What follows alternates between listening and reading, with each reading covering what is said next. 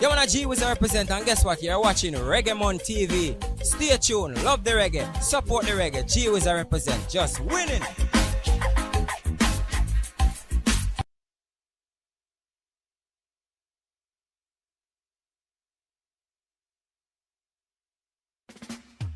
Well, this is Sing It Actually alongside the lovely Tana. Yeah, and you're watching Reggae on TV, and we live a reggae lifestyle right all year round. Every day, all day. Every day, all day. I love you just the way you are, girl. My man, me tell you him, I'm making everything when me give after him. My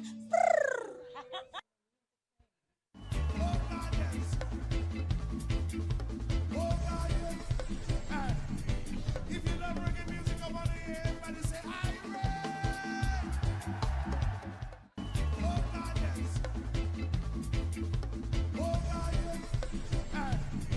If you love reggae music, come on here, everybody say, I'm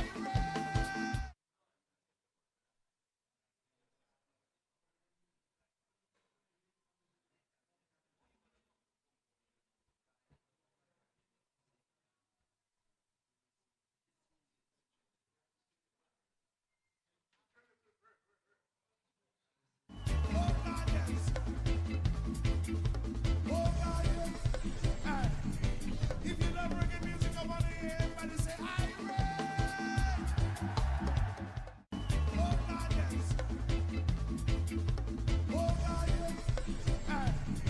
If you love reggae music, come on here, everybody say, I'm You wanna G was a represent, and guess what? You're watching Reggae on TV. Stay tuned, love the reggae, support the reggae. G was a represent, just winning.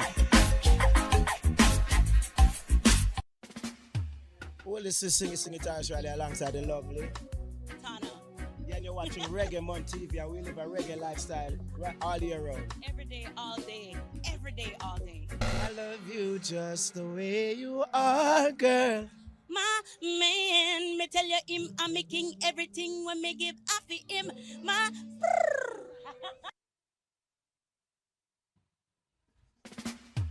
Well, this is Sing It Actually alongside the lovely Tana.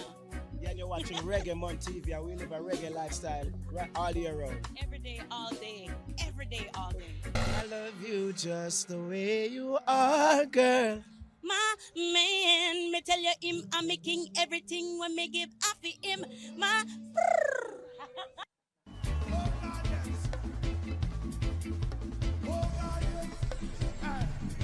If you love reggae music, come on here, everybody say, I'm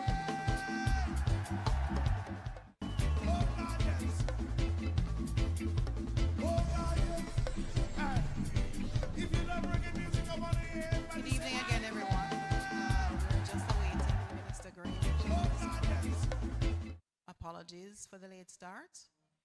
In preparation for this evening's symposium, by the time we go live, I would like to remind you to mute your cell phones or put them on silent so we don't have any disturbance during the proceedings. Thank you.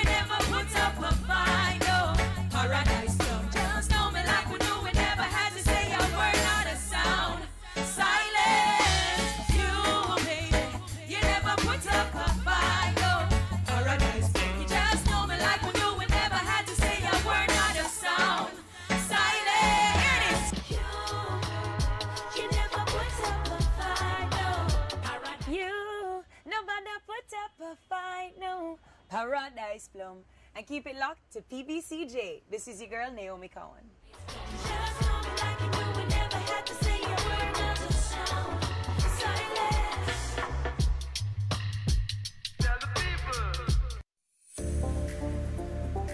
Introducing the new $2,000 note.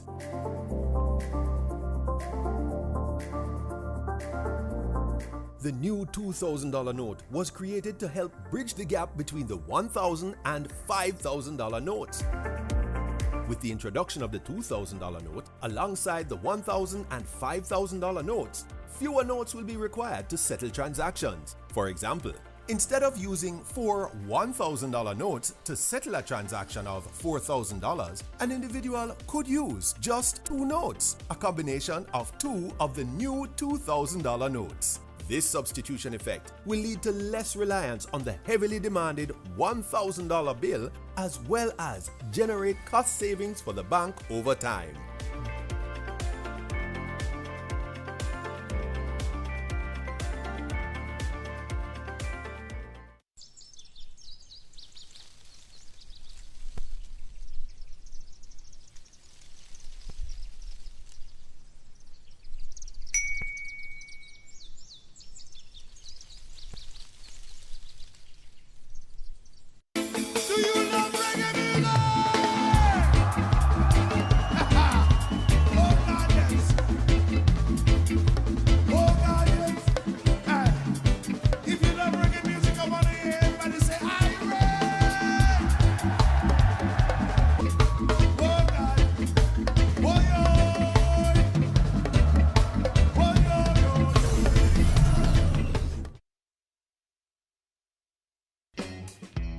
The Jamaica Debates Commission presents Local Government Debates 2024, 9 p.m. Thursday, February 15. Teams from the JLP and the PNP will be questioned by an expert panel of journalists and you about local government policy and how it affects you. Thanks to JN Group, we'll help you find a way. Petrojam, serving Jamaica's energy needs. National Democratic Institute, the Lasco Foundation, Pan Jamaica Group, Miss Birdie. The Local Government Debates 2024, presented by the Jamaica Debates Commission, Thursday, February 15 at 9 p.m. Watch, listen, decide, vote.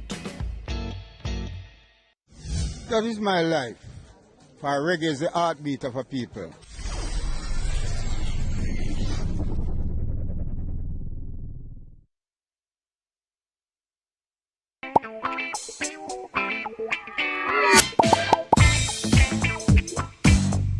Global Impact of Reggae Music Symposium, the Latin America edition. There is, however, an official welcome for you. So without further ado, I'm going to invite Minister Grange, who I will properly introduce. Minister Grange, of course, holds portfolio responsibility for culture, gender, entertainment, and sport. She has served as Member of Parliament for the constituency of Central St. Catharines since 1997. And is currently the longest serving woman MP in the House of Representatives in Jamaica. She was appointed Minister of Culture, Gender, Entertainment and Sport. Yes, that deserves a clap. She was appointed Minister of Culture, Gender, Entertainment and Sport in March 2016. Minister's wide portfolio includes arts and culture, cultural and creative industries, entertainment and media arts, gender affairs, heritage, publications, as in legal deposits, national commemorative events, reparations, religious and faith-based organizations and sport. Now, if that doesn't need a whole army of persons supporting, we don't know what else would. Previously, Minister Green served in the cabinet between 2007 and 2011 as Minister with responsibility for information, youth, sports, culture, women and gender affairs, entertainment, community development, and special projects. Now, without further ado, Minister, I want to invite you to welcome us appropriately.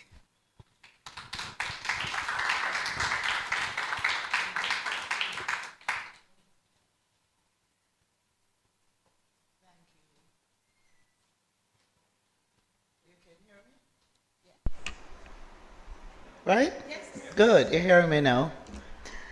Thank you, Sonia. Well, first I want to say that I'm looking at all the wonderful faces here. And of course, I want to welcome the ambassador from Mexico.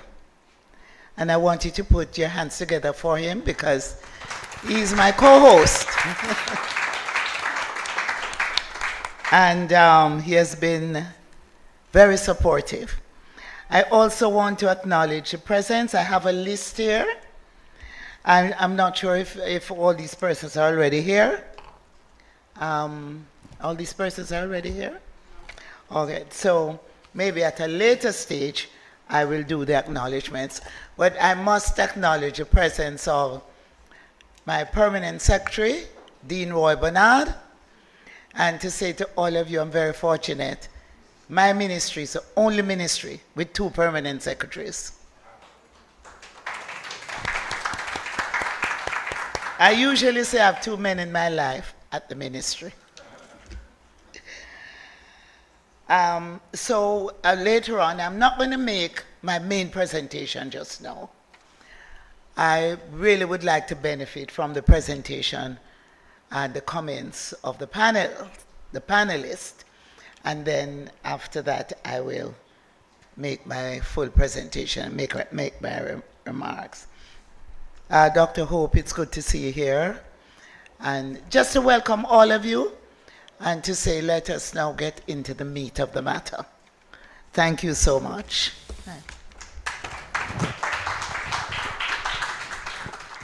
Thank you very much, Minister Grange. Now, as we move into the discussion, the symposium, the conversation, I want to first introduce members of the panel, those in front of us and those who are online. And I'll begin with Fabio. There is so much to tell you about our panelists, and I will try to be as quick as possible. Fabio, born in Guadalajara, is a prominent reggae and dancehall artist from Mexico, recognized for his vibrant contributions to the genre over the past decade. He has a dynamic career boasting 5 albums and numerous collaborations, and has emerged as a key figure in the new wave of reggae and dancehall artists in Latin America. His relentless pursuit of dreams and perseverance has catapulted him to international recognition and establishing him as the most active, did I say most active? Most active Mexican reggae and dancehall artist beyond his homeland. So he is highly acclaimed alongside artists like Sizzla Kalonji, Damian Marley, Anthony B, and many others with whom he has worked. I want to now move to Ignacio Ortiz, and Ignacio is online. Ignacio Ortiz, known as Nacho Miller or N. Miller, is a pivotal figure in Mexico City's reggae scene, co-founding the first sound system, Hermanidad Rasta, in 1995. That's big stuff. He dedicated himself to spreading reggae culture throughout Mexico. Beyond his role as a DJ and collector with an extensive library, including over 4,000 vinyl records, 3,000 CDs, and 1,000 videos, N. Miller co-founded the influential Reggae Narration program in national FM radio. In 2005, he launched Nagual Dub, a project blending pre-Hispanic Mexican music with dub reggae. So there is so much that we're going to hear from Ignacio today.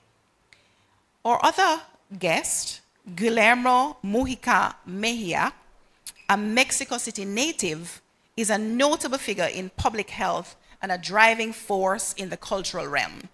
In 2004, he founded Vibe Being Your Dreams AC, leading the sexual, reproductive health, and HIV/AIDS program in Quintana Roo. He's a Mexican scholar in the GU Joven program, and he has garnered awards in areas such as social work, including the Quintana Roo State Youth Award in 2006. I also wish to introduce our own Michigan. We know him as Papa Michigan, yeah? But how many of you knew that his name was Anthony Fairclough? Anthony Fairclough, professionally known as Papa Michigan, You know, I grew up on his music, so forgive me for being a little bit nostalgic here. Is a stalwart Jamaican reggae dancehall musician. Papa Michigan first rose to fame as one half of the duo Michigan and Smiley in the late 1970s. Yes, yes, yes, yes. During the first wave of dancehall, their songs included Diseases, Sugar Daddy, and Rubber Dub Style, which was their first #1 hit, recorded at Cox and Dodds Studio One. The phraseology found in their songs, such as Nice Up the Dance, impacted the terminology of dancehall and in general, Jamaican culture for decades, and has become synonymous with one of the quintessential moments in our own music history. With over 40 years in entertainment, he's going to be able to share so much with us this evening. I want to introduce Eric Tepexichuapan, a 37-year-old Mexican from Texcoco, is a prominent figure in Mexico's music scene, known for his multifaceted roles as an artistic promoter, selector, sound system operator, broadcaster, and 420 activist. Now, I know all of you understand what a 420 activist would be. With 18 years of experience, he has organized over 500 music culture events and 100 national tours, showcasing his passion for reggae and commitment to social activism. He's therefore a formidable figure in the Mexican music scene. Last, but of course not least, His Excellency Juan Jose Gonzalez Mirajes, who is going to share with us his own context, experience with reggae, and we're going to hear from him. I want to introduce him. He's a seasoned diplomat since 1990, achieved the rank of Ambassador of Mexico in May 2017. He's fluent in Spanish, English, French, and Italian. Yes. Multilingual, he currently serves as the ambassador to Jamaica and the Bahamas and Mexico's permanent representative to the International Seabed Authority.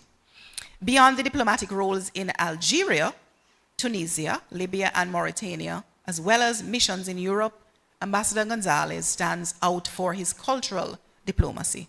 And of course, we know exactly the kind of work that he has been doing in Jamaica. It is evident for us all here in terms of the partnership with the Ministry of Culture for this event. And there's much more. So I want to begin our conversation with Ignacio, who is online. And I know that we're going to have some translation happening. Thank you, Matthew. Ignacio, you've been hearing, we are here, and I want to begin by asking each of our speakers, but Ignacio first, tell us about your own, the most important moment of influence for you where reggae is concerned. Bueno, Ignacio, háblanos del momento más importante en términos de la influencia del reggae en tu vida.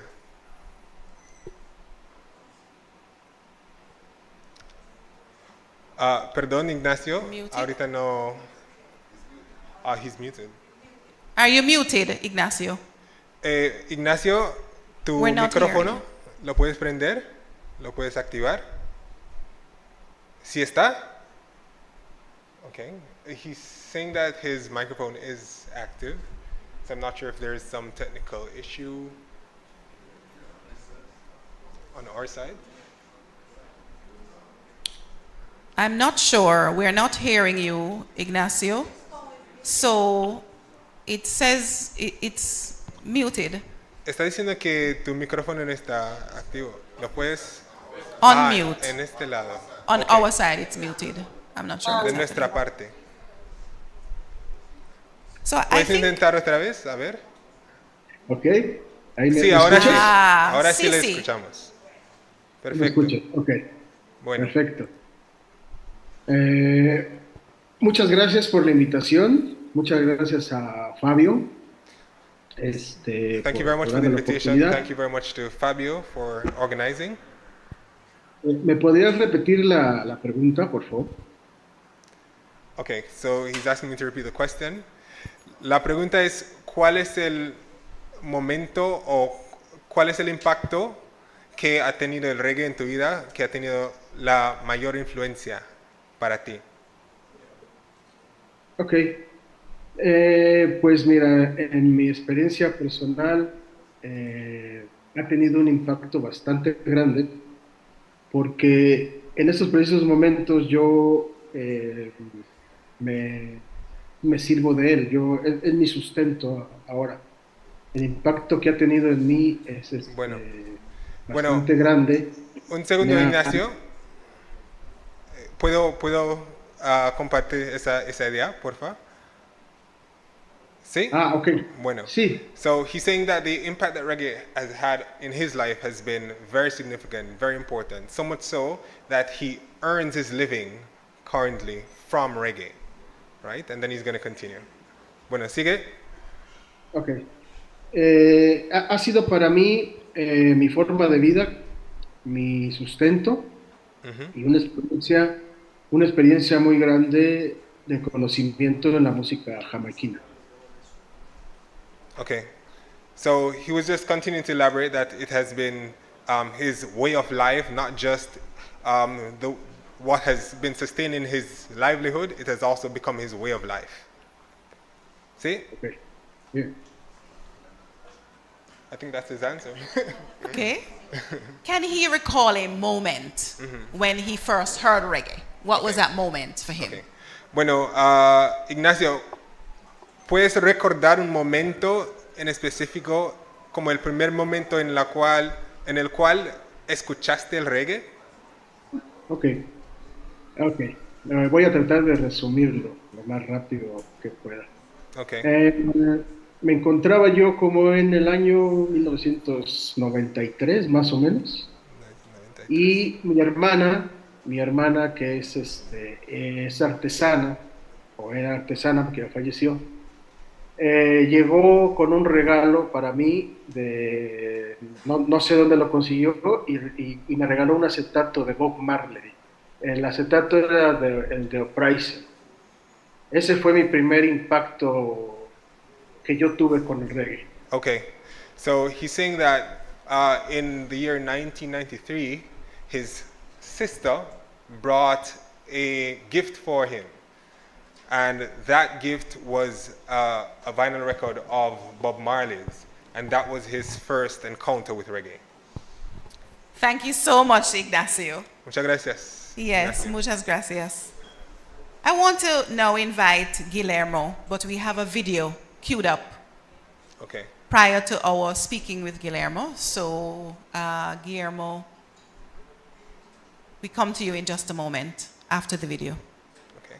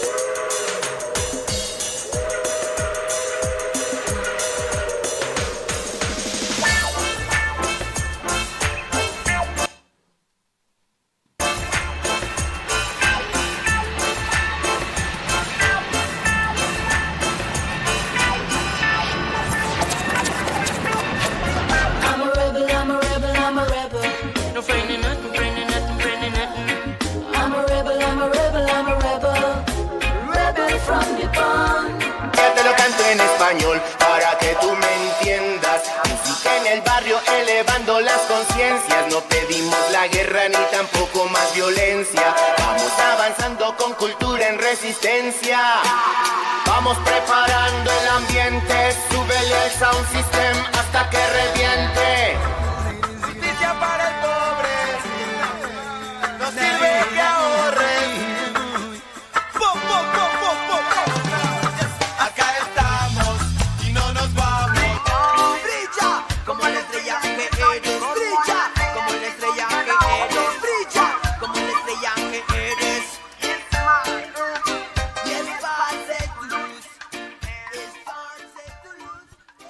Thank you so much. Guillermo. Good evening. Greetings. Greetings from Mexico. Greetings, greetings, greetings. It is so fabulous to welcome you. Thank you so much. You're very welcome. Tell us how you have blended your activism with reggae music. I think my activism is a result of listening or growth hearing reggae music. And would you recall that first moment when reggae impacted you, when you heard reggae? Where were you? How old were you? When was that moment? I have 13 years old, and I had the opportunity to live in a place where the first reggae parties arrived. And in that moment, when I arrived to this place, where was a big full screen, and I saw for the first time Bob Marley singing, was a huge impact for me. That was a moment when I started to involve it in the reggae music, in the reggae culture, and I'm starting to be like the social man in the reggae. In this moment, that is part of cultural reggae. It's a social reggae media. Thank you so much, Guillermo. I want to move now to Fabio. When was that moment for you? Reggae music? First heard reggae music. Actually, I hear dancehall, first reggae music. Back in the days, me hearing MC Hammer and that kind of artists, and then I'm seeing MTV, Achacademus, Peter Metro, Michigan, and them clothes. I like the clothes, the 90s. And I say, that is not rap. It's some different. And then I know it as dancehall, and then I'm into the dancehall, into the reggae music, and then when they're Rastaman vibration, Rastaman, I say, wow, my head, you know? But the first thing into the Jamaican culture was a dancehall in the 90s. Me never know it's a dancehall, just I love the Shabba ranking and the clothes and, you know, and the fashion and things. I say, what is that? And I like it that. I don't understand nothing, just the vibes, you know, and I'm here. One of the important things about reggae and dancehall, clearly, is the sound system at the foundation. And my understanding is that there are some 10,000 sonideros in Mexico City alone. Ambassador, am I lying or am I telling the truth? And so, I mean, just to hear the level of entrenchment of Jamaican music in Mexico in this way is really fascinating. And for those Jamaicans out there listening, if you know nothing about the spread of Jamaican music globally, rest assured, this music has taken hold of the world. So Eric, tell us, what was that moment for you? And I recognize that you're wearing you're wearing the covenant of Rasta with locks. Bueno, yo recuerdo que estaba en la secundaria cuando me regalaron un disco de Black Uhuru y me generó un impacto tremendo que me obligó a estudiar de dónde venía esta música, de dónde venía esta cultura. Me enamoré totalmente de ella, empecé a aprender más sobre Jamaica y bueno, aquí está. Okay, so he's saying that he remembers when he was in high school, he heard, could you say the name of the group? El nombre del grupo? Black Uhuru. Black Uhuru. Oh, Black Uhuru. I'm sorry, I don't know that group. But he heard that group and he was very, very much impacted and he wanted to find out where did this music come from. So he started to research, he started to look into the music, and then we're here now. Yes. Mm-hmm.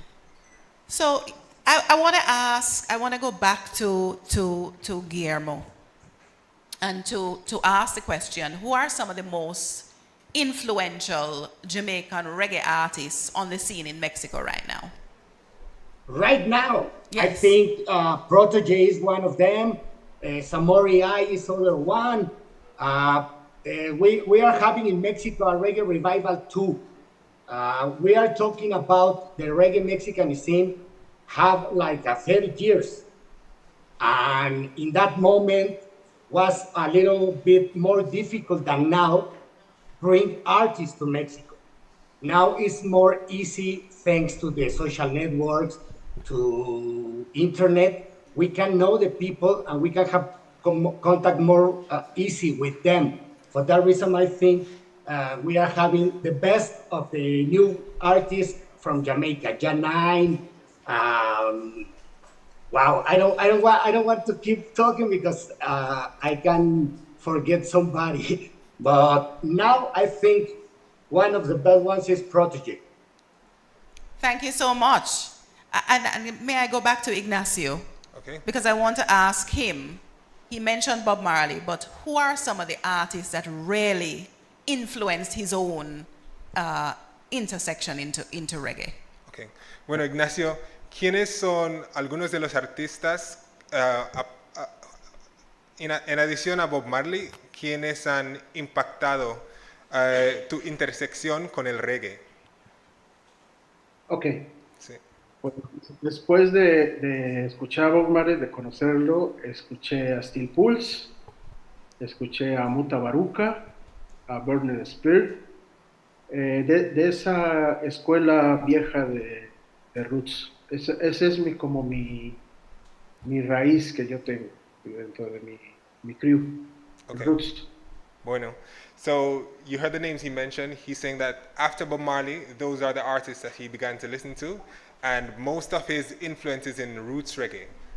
Roots reggae. Right, that is his roots as well. Absolutely. Mm-hmm. So, Fabio, we heard when you said dancehall was your first intersection, and you mentioned some of the artists, including our very own beloved Michigan right here. But who are some of the other artists that you engaged with as a youth in relation to dancehall culture? Well, me have a lot of influence, like Papa Michigan and Smiley, of course, Burro Bantan, Mackerel, that kind of artist. And then lyrically, Bob Marley, Peter Tosh, Peter Tosh for me is a really real lyrics. Burning Spears, Black Uhuru. And I like to mentor too. I like early reggae and rocksteady and everything. My daddy too put a lot of music in my house, so me understand every styles of reggae music. In my car you can hear everything, no straight dancehall. You can hear chop chop and early reggae from the 16s, Harold Dunklin, and Dennis Brown, of course. So I'm still buying vinyls. When I back to my house, my wife says, "What? For more vinyls? You can't put a Spotify." But in a Spotify, you don't know who recorded the song. You don't know who mixed the song. You don't know in which studio you was there, that song. That's why I studying that. I want to study everything for the reggae and dancehall and rocksteady, how Jamaicans do that, and that's why I can tell you 1 or 3 artists. I think so. I influence in any aspect in the reggae music and culture, walking in the streets, driving, eat, everything influence in my music, So when did you realize that you were going to really become... Okay. When did you realize that you were going to really take on this role as a reggae artist? When I was recording with King Jammy in his studio.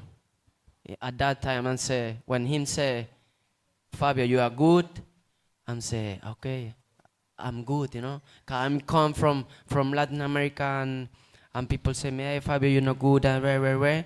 But when King Jammy say me, "Fabio, you're doing good," I'm say, I can be an artist, And then Michigan teach me a lot of things, and then Sisla, and then I'm say, okay, me an artist right now. So in Mexico.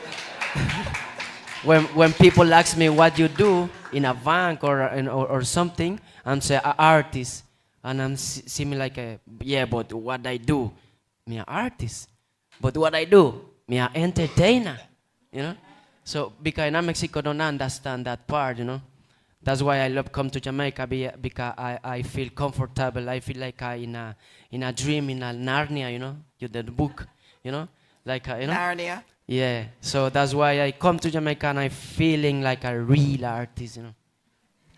Absolutely. Minister, over to you. We thank welcome you. your remarks. I just wanted to interrupt a little to acknowledge 4 individuals who popped in and will have to leave shortly. I want to acknowledge Ambassador Teresa Roberts, Jamaican, residing in the UK, and Ambassador was appointed Ambassador at Large by the Prime Minister, the Most Honorable Andrew Holness, for Culture. So she's our cultural ambassador, and I'm going to ask you, Ambassador, to just stand and be acknowledged. And I should tell you that Ambassador and the team, they went and did a site visit to the Morant Bay courthouse, and they're just on their way back. And Ambassador is leading a team in establishing the museum in tribute to our national hero, and also to establish a slave museum there. So Ambassador Roberts is accompanied by Basil Watson, a renowned artist who has, if you go to Statue Park, you will see his works. Usain Bolt, and we could name Shelley and Fraser Price. Basil, just put your hand up and be acknowledged. And his latest work of art is the Windrush Monument. And it is I really wanted to give him a big round of applause for the work he has been doing. And I think you have also done a monument in tribute of Dr. Martin Luther King. Yes, so he's really making Jamaica known for its art and not just for its music. And we want to thank you. And they're also accompanied by Dr. Emma Roberts, who is a professor of art and museum management. Professor Roberts, Dr. Roberts, thank you for coming to Jamaica to assist us. And of course, I can't acknowledge Ambassador Teresa Roberts without acknowledging her husband. Will you please stand? Well, I guess, all right. So we want to acknowledge Ambassador's husband. So I'm sorry about interrupting, but I had to acknowledge their presence, and you'll be hearing more about this fantastic museum that will be built in St. Thomas. Thank you so much. Thank you very much, Minister. I want to recognize some of our local, let's call them icons in the music. Earl China Smith is here. I want to recognize Jack Scorpio is here. I want to recognize our very own icons, and I now want to throw to Papa Michigan. Now, you know, there are so many questions I want to ask you, but I'm going to start with, you are a young boy in Jamaica. What is the influence of the music that makes you compelled to get into dancehall? Wow, serious question that. Reggae music chose me. I was a footballer and destined to play for Jamaica, somewhere around there. But somehow reggae just chose me, just like how Mexico chose me. With my friend Fabio.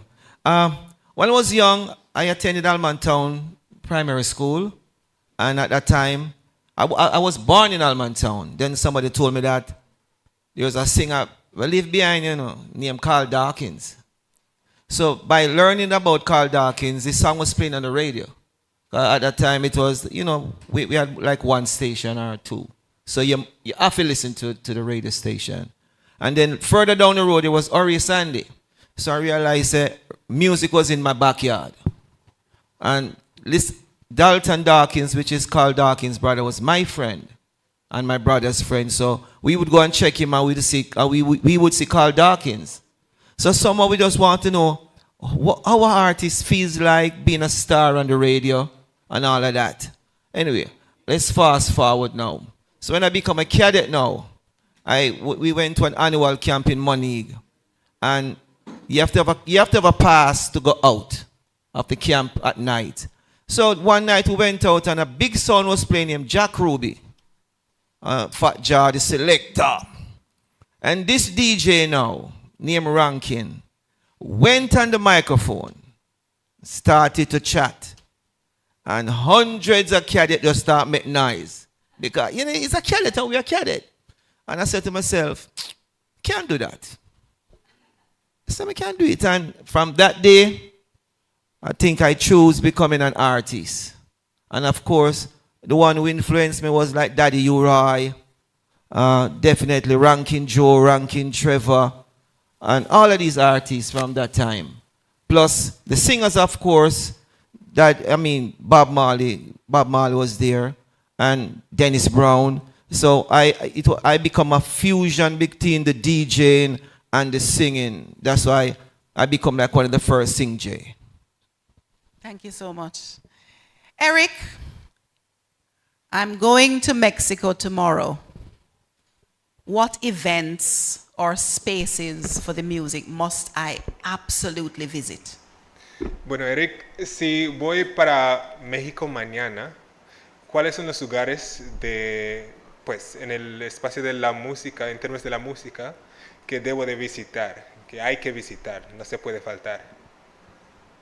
Bueno, sin duda alguna, en el centro de la ciudad hay que visitar el Cultural Roots, que es donde los amigos de Hermandad Rasta hacen sus fiestas de miércoles a domingo. Es el único lugar que programa reggae prácticamente toda la semana. Y en la periferia, en el Estado de México, se encuentra el Soul Dread, que abre los fines de semana y también están presentes ahí apoyando la música reggae desde hace varios años. Okay, so he's saying in the center of Mexico City, you have to visit the Cultural Roots, which is owned by Ignacio, by the way. I'm just adding that in. It has reggae from Wednesdays through to the weekends. So it's the main spot. It's the mecca for reggae in Mexico City. If you're going to the periphery, in the outskirts of Mexico City, there's another place. ¿Me puedes recordar el otro lugar en el periférico? Soul Dread. Soul Dread, called Soul Dread, and you also have to visit that place. Public service announcement for all the Jamaicans traveling to Mexico. Right. And would want to experience reggae music, dancehall music in Mexico. So I think I want to go back to Ignacio. You are a collector.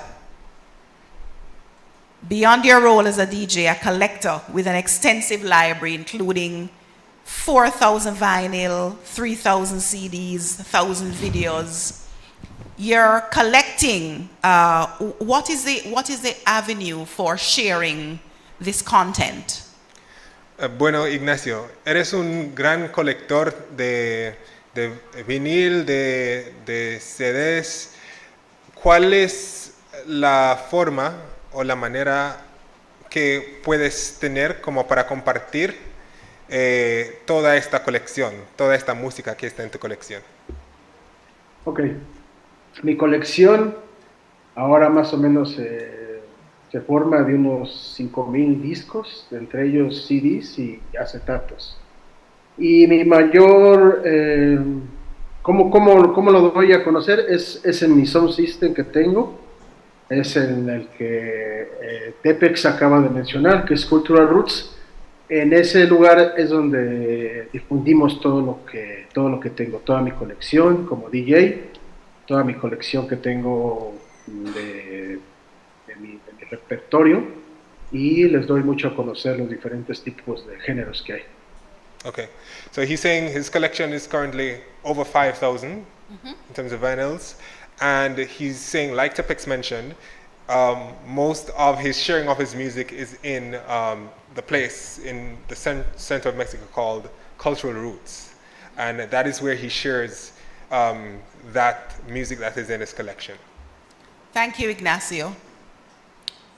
You know, I consider the influence of Jamaican music in a global context with the rise of genres such as Amapiano. You know, in India we have had Bhangra, Kwaito in South Africa. There are so many musical genres that have been influenced by Jamaican music. And I want to ask you, Ignacio, what are the forms of reggae emerging in Mexico? Indigenous forms of reggae emerging in Mexico that you would want to share with us? Okay. Bueno, entonces Ignacio, ¿cuáles son las formas de música, los géneros de música que están influenciados por el reggae, que son de México, que quisieras destacar? Ella estaba hablando de ampiano y otros géneros de música que están influenciados por el reggae, que son de diferentes partes como India, pero en México, ¿cuáles son las formas de música influenciados por el reggae que quisieras destacar? Bueno, buena pregunta. Yo tengo un proyecto que se llama Nahual Dub, en el cual yo mezclo y hago la fusión de música del dub, en este caso, con música prehispánica de nuestra raíz. Eso es lo que yo hago en un show que se llama Nahual Dub, pero hay mucha influencia de los sonidos de un estado de Veracruz también, mucha jaranda, hay mucha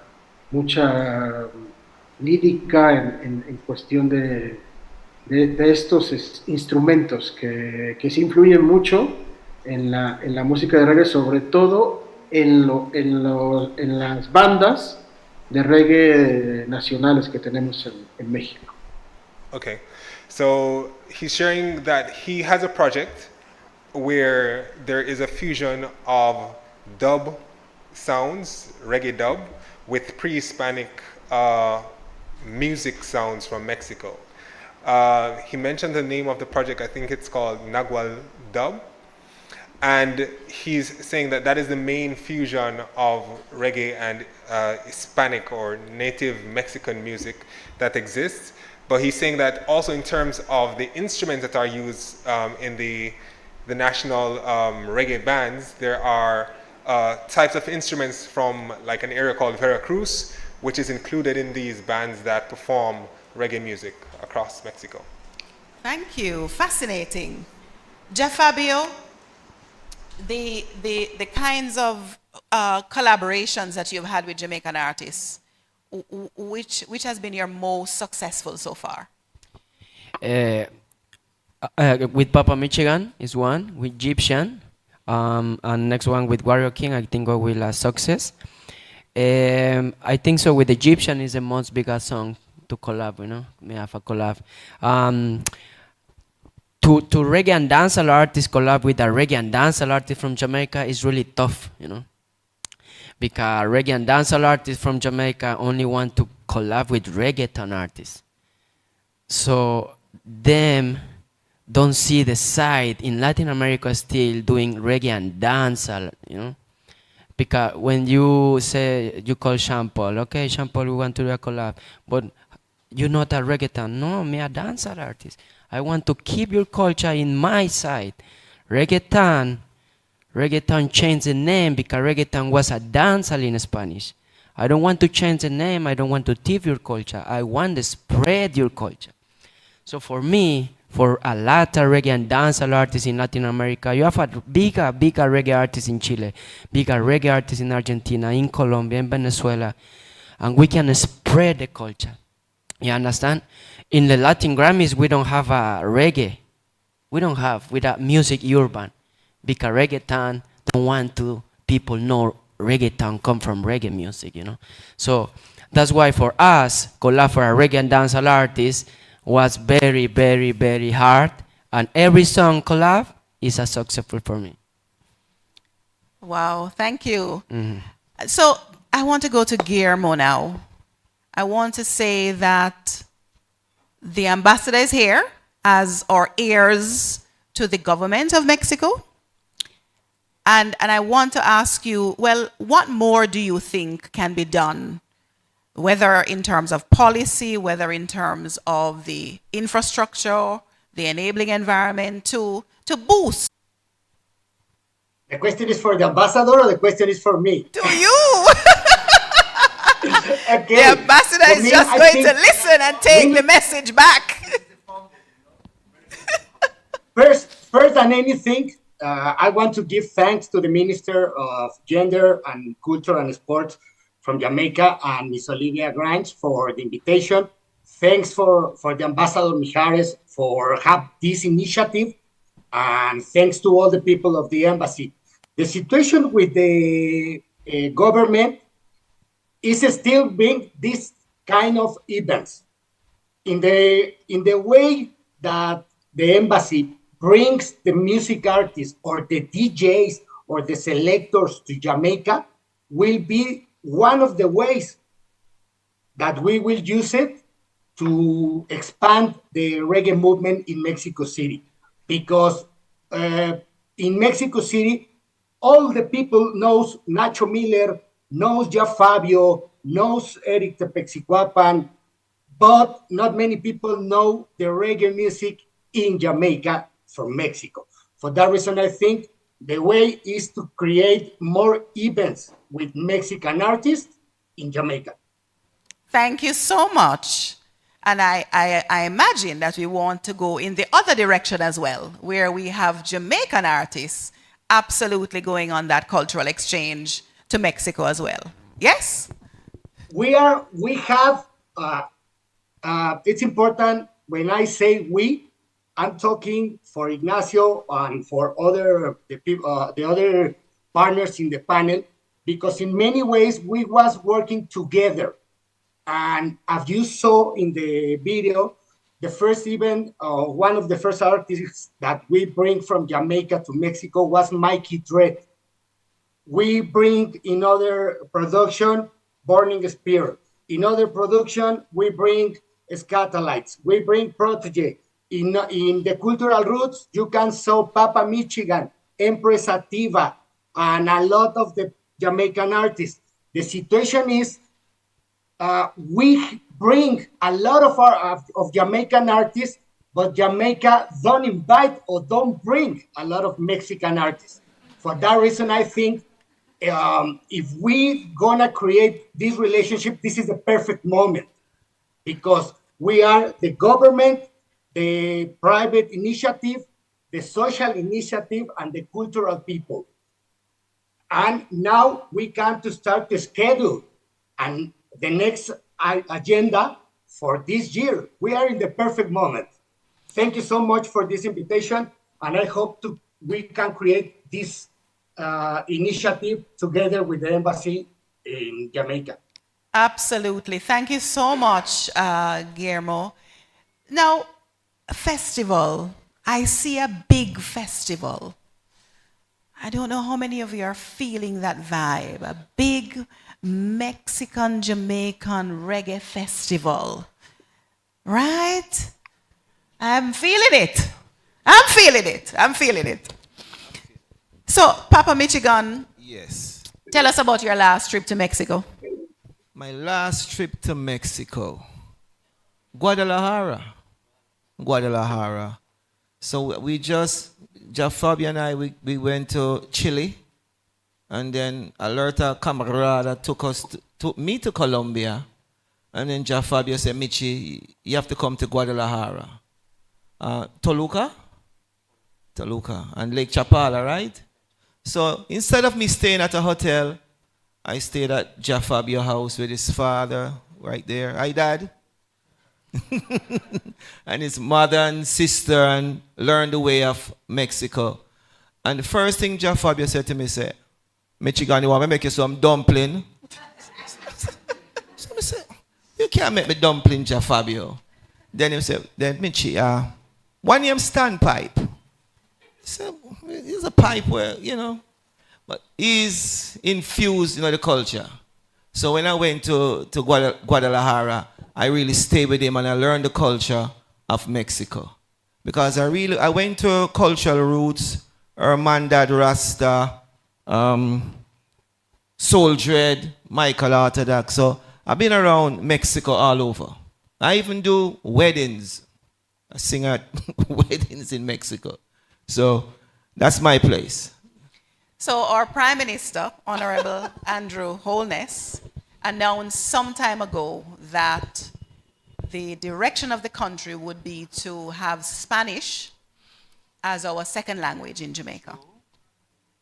Now, we do have Jamaican as our first language, some people might say, and of course, English as our second language. So Spanish, perhaps our third language. But in any case, I hear from you, Papa Michigan, that you have absolutely been immersed in Spanish and speak some Spanish precisely because of this musical exchange. Of course. I mean, when you're on stage, tequila rapido. You know, they bring tequila. I have to learn Spanish. I have to learn Spanish because I am a very vibrant performer. And when you're in Mexico, I'm telling you, it's different from Jamaica. Even at the weddings, I was at the wedding and the mariachi band played, and I said to the guy, I'm not going up there after the mariachi band because they look so good. He said, don't worry, Michigan, don't worry. And as the reggae music started, everyone started to dance. And I said to Michael Orthodox, what is this in Spanish? And he said, just say this. And I say that. But I still learn some Spanish for myself. So when I'm on stage, I can get the vibes, you know. And to what extent, Fabio, has your musical exchange been the avenue through which you've learned Jamaican? Yeah, because may I tell you, if no, listen, no, what? You see, Fabio. Sometimes I'm speaking to Fabio and I say, Fabio, could you don't speak Jamaican? Just no. Let me tell you something. Me in a school back in the days, like me in English, zero. But I learned English and patois because I want to understand what you say in a music, you know. And then when I'm learn and think, I'm saying, oh, that is really nice, you know. And it's that, and I love everything I tell you, and I love dumplings, I love patties, and actually Mexico and Jamaica have a lot of connection from ancient, you know, Arawaks, Mays, Aztecs. So it's a natural connection. We don't want to find the key to do a bridge. The bridge was there, you know. So it's just put in the work. And I want to tell you something. Michigan, Peter Metro, for say something. Them understand the economical situation in Mexico, in Colombia, because I book artists too around the world. Actually, in March, I have a Cavaca in Mexico City. I have a Buju Banton in Costa Rica. And them understand the economical situation in every part. That's why I bring Michigan to Chile, to Colombia, because them understand the situation. That is the first step to do the collab, you know. I know everybody want to make money if you make to buy water and bread, of course. But we have to understand the situation in Mexico, you know. Mexico, if you make a hit in Mexico, you see in Mexico City, it's a 23 million people. You see in Mexico City, you can be a big in Spotify, you know. So artists have to understand can be a big in Mexico. That's why every Latin artist come to Mexico. From Chile, come to Mexico. From Argentina, come to Mexico. Why Jamaicans don't come to Mexico? Big question for those of us listening, whether we're promoters, aspiring artists, established artists. Mexico, a gateway into Latin America for reggae and dancehall. Take note. Now, Eric, this context of the language for you, you're hearing me and you understand what I'm saying, but you don't respond to me in English. But I think you speak Jamaican. Do you speak some Jamaican because of this music? Oh, bueno, hablas un poco de patois a causa de la música, porque se da cuenta que estás entendiendo, pero no respondes en inglés. La pregunta es si hablas algo de patois, de la jamaicano. Lo que conozco y lo que identifico es la jerga que escucho en las canciones, los modismos en los que hablan. Identifico ciertas cosas, mas no me siento con la confianza y la seguridad de expresarlas. Eso es lo que me atora un poco. Okay. So he's saying that he's familiar with a lot of the sayings and a lot of the slangs from the music, and he's able to identify them, but he doesn't feel, I suppose, confident enough to express them, but he is able to identify a lot of the slangs and the sayings that are in the music. So, Minister, we need a 3-month extension for Eric to be immersed in the language. Now, I want to, at this moment, ask if there's anyone from the audience who would want to ask any of our panelists a question before I invite Ambassador to make some remarks too. Anybody from the audience? Any questions? Yes? We need a microphone. Peter can speak Spanish. Pero yo hablo un poquito de español porque yo estaba en Cuba hace tiempo, 1981. Entonces yo aprendo español en escuela. Pero ahora en Jamaica yo no tengo ninguna persona para hablar español. Entonces yo español muy malo. Who is going to translate? My name is Peter Mitchell. See, and big up the panel. And Jeff Fabio, him took me to Mexico already, you know, people. Me and Burabantan. You know, we did a wonderful show because, to be frank with you, Burabantan is a giant in Mexico. Giant in Mexico. Even those little poker box, or what you call it, when them put in the money, all you can hear Buru, so Burabantan become an icon in Mexico. And I must thank Jafabio for taking me and Burabantan in Mexico. Currently, Burabantan not doing too well physically. And a lot of you call me and say, Metro, check Buru for you and him come to Mexico. But me I tell you straight up, you know, not doing too well physically. But as soon as Buru up and running, Jafabio, you'll know what I go on. Thank you. Thank you, Peter. Thank you very much, Peter. Another of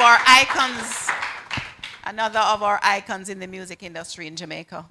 Ambassador, at this time, I would like to invite you to make some remarks.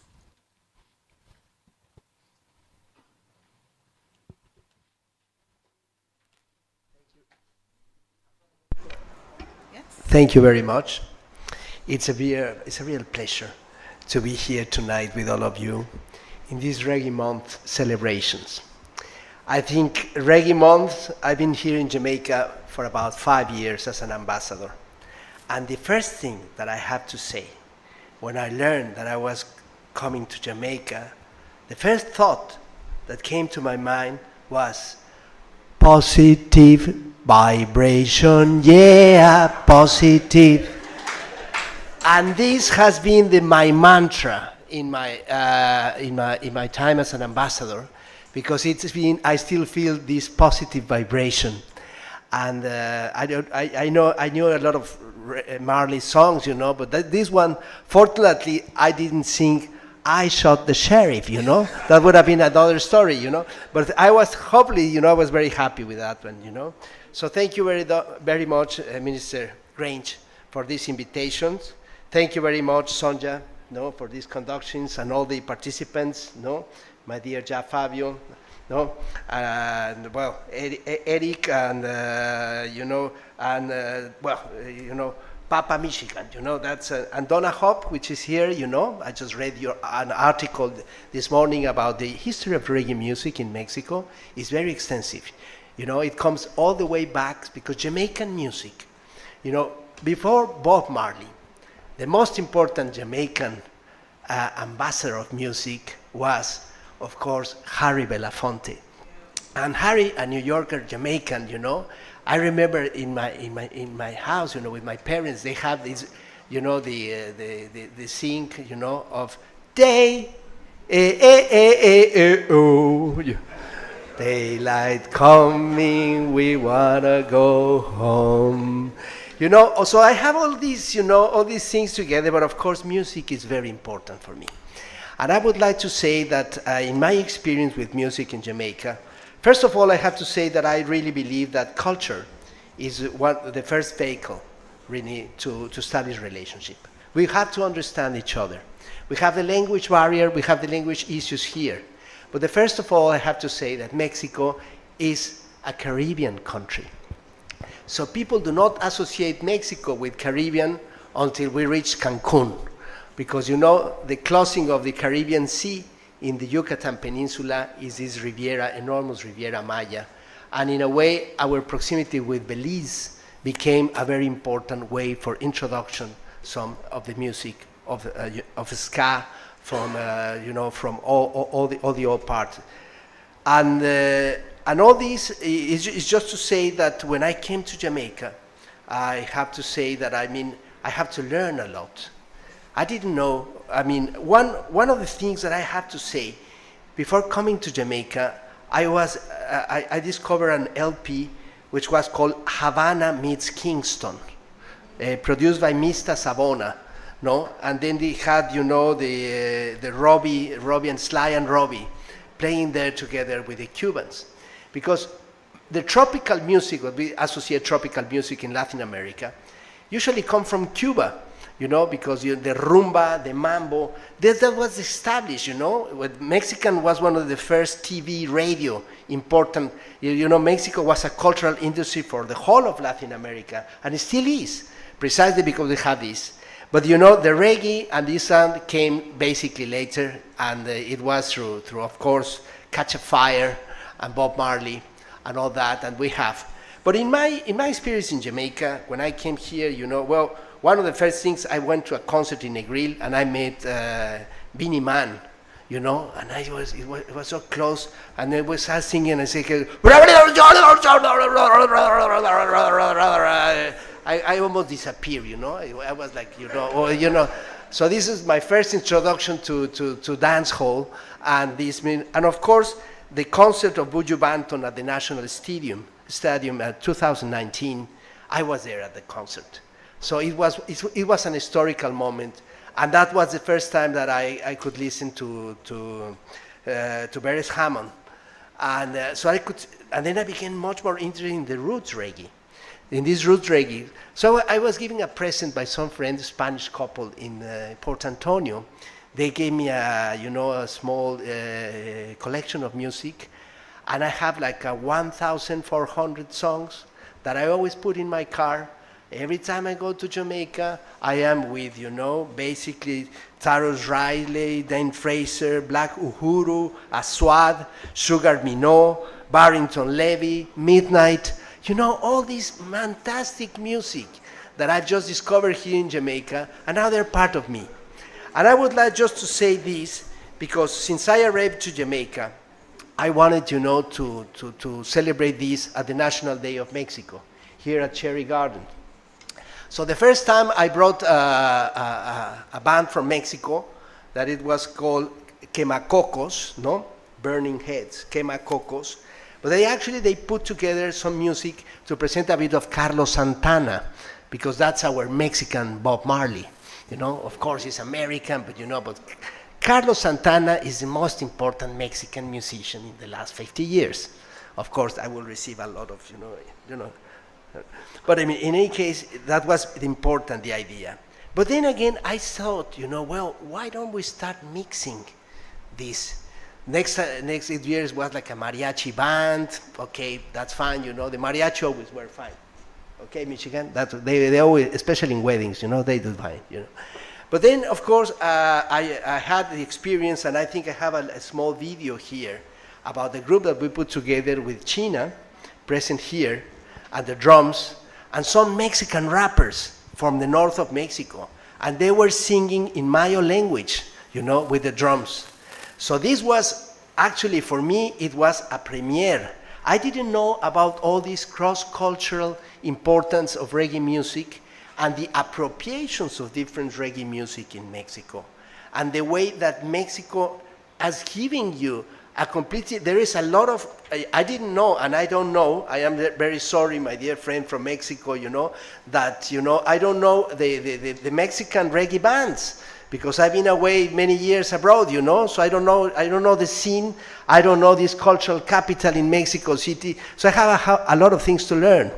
But what I can tell you is precisely that the beat in Jamaica is alive.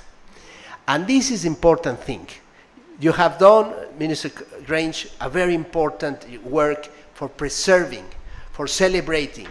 And now we go for more exchanges. So I think it's getting more mature now that we have all these things, So I don't know if you can just pass a little bit of this small video, of what I will call Jammys. Jamaican and Mexico. It was like a Jammys, it was like a jam, absolutely improvising, and it was one of my small contributions to this effect. Well, thank you very much. Thank you very much, Your Excellency.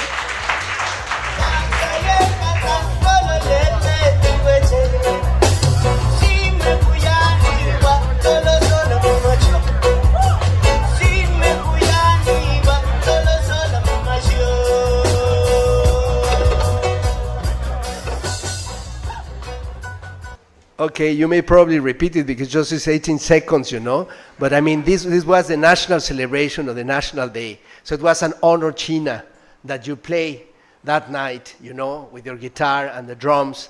And these Mexican rappers, it was an incredible exchange. So we could see the possibilities of singing Spanish, patois, Mayo, because the rhythm is what makes the reggae music. Thank you very much.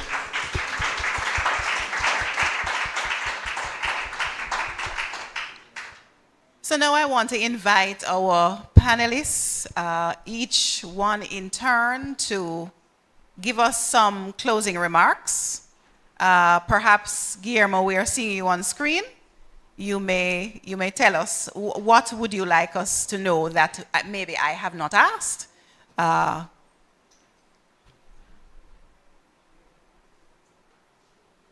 You're muted.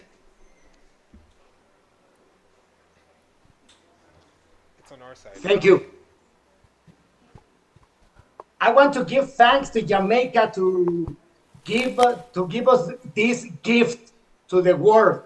Now it's important to understand how we're gonna preserve this global heritage. In the first moments, the people say was a cultural appropriation. In some moments, the people start to understand that it's not cultural appropriation. In the beginning was just your culture. Now it's our culture. We are Rastas from Mexico, Argentina, Chile, Guatemala, Colombia, Panama, and all Latin America. And in other moments, we say we are Rastecas, the people from Mexico. And we are a lot of similarities with Jamaica.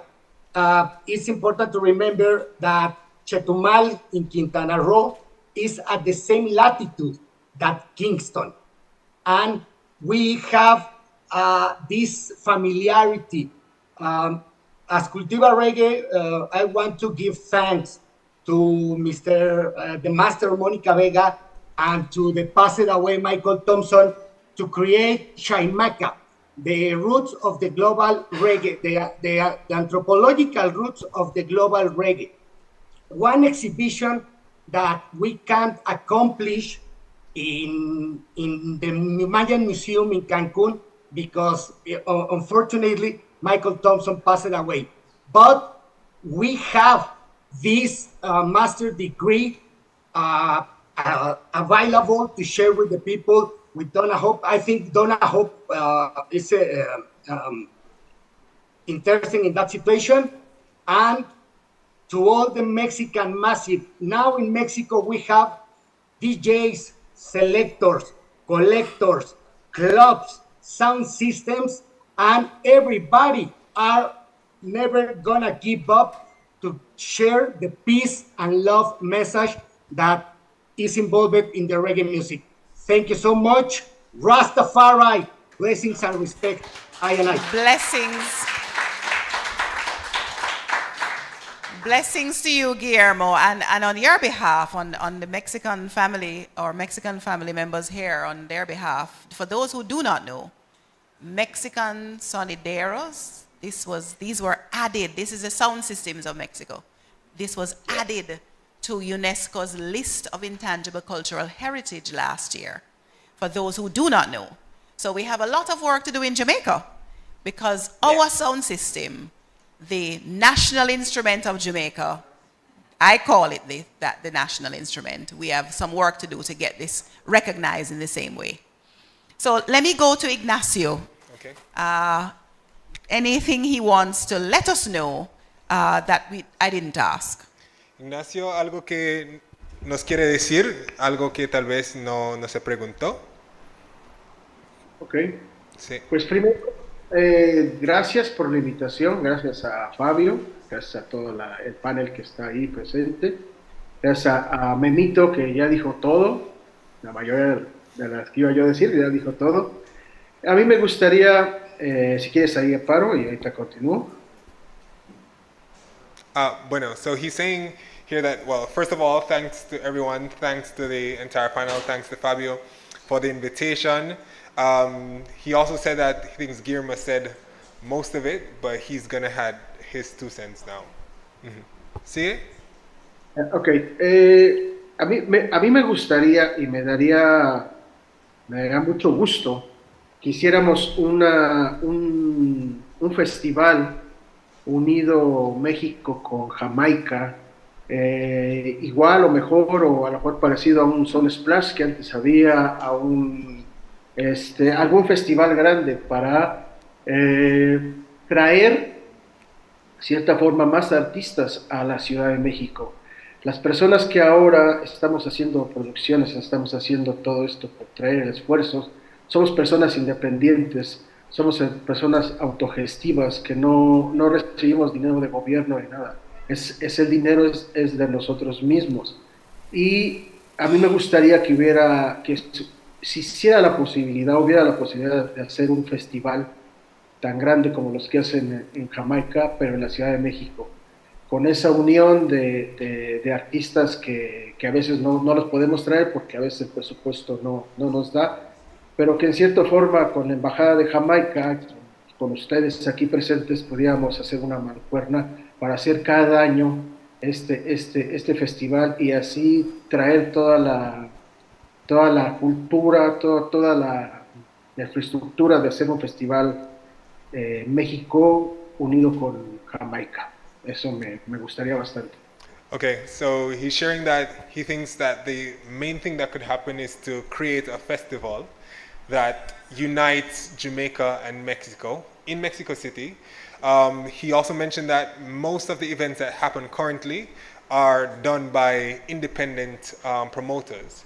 So the budget is limited, and the kind of event or festival that they want to create, something like a Sunsplash or something of that ilk, they're not able to do it on their budget, but through collaborations like the ones that are expressed here with the embassy, with the ministry, creating an event in Mexico City where Mexico and Jamaica can be joined in a single event would be like a great accomplishment, something that could be done even yearly.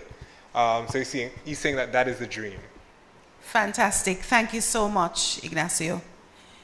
So, Eric, what do you want to tell us that I haven't asked you? ¿Qué nos quiere Closing decir Eric? remarks. Algo que no le hemos preguntado, no te hemos preguntado. Bueno, me gustaría como resaltar un poquito la situación del reggae en México. Actualmente yo creo que ni el 1% de la población de México está escuchando reggae. Está siendo como avasallado por estos ritmos nuevos. Entonces es un momento importante para tomar conciencia y tomar las herramientas que tenemos a la mano para conservar y preservar esta cultura, ya que la música que está llegando a los oídos de los jóvenes no está aportando nada para su futuro. Y eso es algo que el reggae, en lo personal, me ha ayudado mucho para definir la línea de mi vida. Okay. So here he's saying that he wants to highlight the current state of reggae music in Mexico. So Mexico has over 100 million people, but he says that he thinks that maybe around 1% of the population is constantly listening to reggae music. So we need to take advantage of the tools that we have at hand, and he thinks that this is the opportune moment to promote reggae even more, especially because the messages that are in reggae is what the youth need. And in his personal experience, in his life, reggae has been what he has used to direct his life in a positive way. And so he's saying that we need to take advantage of this moment and the new tools that we have to promote reggae at this time in Mexico. Thank you so much. Yes. Ahora también tenemos una gran oportunidad ahora con la película de Bob. Va a ser un parteaguas para poder recuperar y retomar todo ese público que hemos estado perdiendo. Entonces es un momento muy importante para tomar cartas en el asunto y repuntar el reggae en todo el mundo. So he's saying that with the release of the Bob Marley movie, it is a watershed moment. Now is a watershed moment that we have to take advantage of to push reggae again. Because whilst maybe the listenership might, be on the decline somewhat, this is a great moment, especially with the movie where it's going to be in the eyes of the wider public of Mexico again. It's a great moment to push reggae. Absolutely. And I think we all say aye. Amen. Yes. Papa Michigan, what do you want to tell us? Well, first and foremost, the reggae artists in Jamaica, they need to know that the economy of Mexico is not that powerful. And the first time I went to Mexico, they paid me $300. And a man said, Michi, go on, man. You can never tell what can happen. And I want to tell the reggae artists, I want to big up everyone inside here, first and foremost. I never do it when it started out. All the musicians, China, Jack Scarpio, all of them, Johnny Clark, Peter Metro, and everyone, Mr. Ambassador, Sister Babsy Grange, Minister. True, we so close. Mr. Sister. Yeah, but first and foremost, reggae music is so powerful in Mexico that when we went to the dance, one time I have to stop and say, what is this? They're playing, you ever heard of Augustus Pablo? Yes. They don't play one Augustus Pablo, you know. Augustus Pablo, right through the night. 10 Augustus Pablo for the night, right, Fabio? 10. So we would, Minister, this is so good to bring awareness that these reggae artists that might feel that them gone over the hill, going to Mexico is a brand new start. You can't be too old to go to Mexico. They're going to lay out the red carpet. Got to lay out the red carpet for me. And I know they lay out the red carpet for all of these artists. I don't know how you're going to get all of these artists to understand what is happening in Mexico.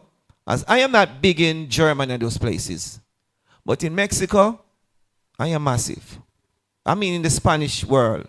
And when you're big in the Spanish world, it is good. Because everything is going to grow. But I would like you and the ambassador to work out something to help all the artists, the Jamaican reggae artists, not the dancehall, the reggae world. Like, China, a maestro, a senior statesman. And even if we could bring a band here also, because when I perform there, I perform on the sound system, which nothing is wrong with that, because they love the roots. And I'm going to tell you, it's not the older people come to the dance. Right, Fabio? Pure young people. And they must sing every kind of reggae song from 1921. Yes. They all say, you know this song, Michi? And I say, which song? And honestly, I didn't know the song that good. I say, yeah. But through his patois, I could just mumble through the song. And them say, you're good. I say, thank you. But the point is this. A festival with us, Metro, all of us, the Claridonians, all of these artists going to Mexico with Fabio and all of them. Let me tell you. Fabio, remember the show in Tijuana? Which show? What is the one that owns the racer, the football team? What's his name again? Oh, Cholos. Cholos, yeah. How big a show is that? Bigger, yeah. And it's a reggae show? Yes. Massive reggae show. Yeah. And no Jamaican on it. The way to cross borders is through collaboration. Yes. And we have much more collaboration to do, especially with countries like Mexico. Thank you. We mustn't leave it to our artists like Sean Paul and so on, who have been making inroads into that market, but that it is an open opportunity for all of us. This is your point, Papa Michigan. Fabio, what do you want to tell us? First, let me thank the Jamaican people for their invitation to the symposium. By extension, I want to thank the Jamaican government, who is represented by the Minister of Culture and General Affairs. Thank you, Honorable Olivia Babsy Grange. Thank you. You to all the members of her team. Give thanks, Embassy, Honorable Ambassador, Susie, Matthew. We in the same train. The train called reggae music. No matter the language, color, it's the same thing. And Michi said, if Jamaican artists understand America is not only US, them can be big. You know? America have a Mexico, Costa Rica, Chile, Argentina, Colombia, Venezuela, Suriname, a lot of places, you know, Panama. South, Central, Panama and was North. big reggae music. Big. The first place to sing reggae in Spanish was Panama. Nando Boom, Aldo Ranks, you know, a big artist. But then the reggae music changed and shift, you know, to the hip hop or reggaeton or wherever. But Michi have a reason. Jamaican artists have to have better vision, you know. Hermandad Rasta bring a Cavaca pyramid to Mexico, and my friend Bantam bring a Bujo Bantam to Costa Rica, and we can do, you know. Soul Dread last year was bring a Don Carlos, Clinton Ferron, Jello Man, and you know, we can keep the shows, but the artists have to understand the situation. Again, I tell you, I don't want to cry, you know, but it's like we have to push the hanky art together. You know? And that's a really powerful image, an image of collaboration, an image of love, an image of community, most importantly. And where has the music taken us but into community? At this point, I want to ask Aria, I'm hoping I'm not pronouncing the name incorrectly. Yes? Very close. Just to make some remarks. And then I'll throw back to the audience if anyone has any final comments, and then to Minister. Press. Hi. Good night, everyone, and buenas noches a todos. I just want to use this platform to thank the Jamaican government and the ministry, not only for hosting this symposium, but the Jamaican government has always been trying to push to bridge this gap. I learned Spanish through the Petro-Carib arrangement that Venezuela gave us a gift to ensure that this Jamaican public could speak Spanish. And it was because of that initiative I was able to speak Spanish and then travel to the Spanish countries to learn the culture. So when Fabio came here on February 6th and mashed up the place, I was so impressed. I approached him, I asked him for his help in assisting me with a reggae cover from his sister Marcia Griffith's All My Life. And he came with his team, and they assisted us in creating the version that is a Latino version of All My Life, which will actually be released tomorrow. So I want to say that the bridge has already been formed, the gap has already been sealed, and the exchange is happening. This song is coming out tomorrow, and I must also again thank you for hosting these events, for taking the initiative. Even though in Jamaica we are a third world country, we are taking the initiative, and I'm a proud product of that initiative today, to have done a collaboration with a Mexican and to be able to speak about it today. So thank you very much. I hope you listen out for All My Life with Araya and Fabio coming out tomorrow. And thank you again, Minister. Have a good night. Thank you very much, Dr. Araya. Minister, I want to ask if we do the presentation of the book to Ambassador first and then give you the last word. Which would you like to do, Minister? Maybe I should speak, then do the presentation. Okay. Well, it's been a great session, and I really am very happy to see the faces in the place. Jack, my brother China, I mean, it's just so many of you that if I were to name everybody, it would be longer than my comments. But just to say that our music unites the world. And I just want to say to Ambassador that we're going to miss you when you leave. But I'm happy you were able to co-host and participate in this symposium today. Since the establishment of diplomatic ties between our two nations, some 50 years ago, we have worked together to foster cooperation, to foster understanding and solidarity. And this partnership, ladies and gentlemen, have flourished in many areas, including trade, education, and tourism, to name a few. But tonight, I will focus on culture and cultural cooperation, the area which underpins our diplomatic relationship and shared commitment to the development of our peoples. So, ladies and gentlemen, we have worked collaboratively on underwater cultural heritage, and in fact, just 2 weeks ago, we celebrated the first Jamaican-led underwater archaeological expedition that featured experts from Mexico, Japan, Spain, and the Netherlands.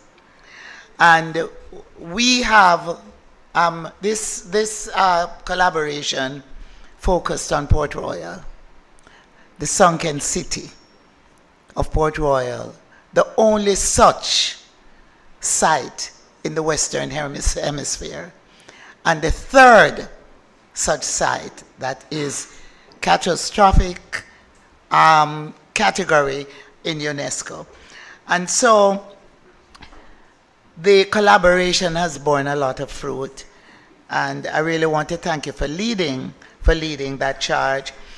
We have nominated Port Royal to be inscribed by UNESCO, and because of the work that you have done, we feel pretty confident that we're going to do well.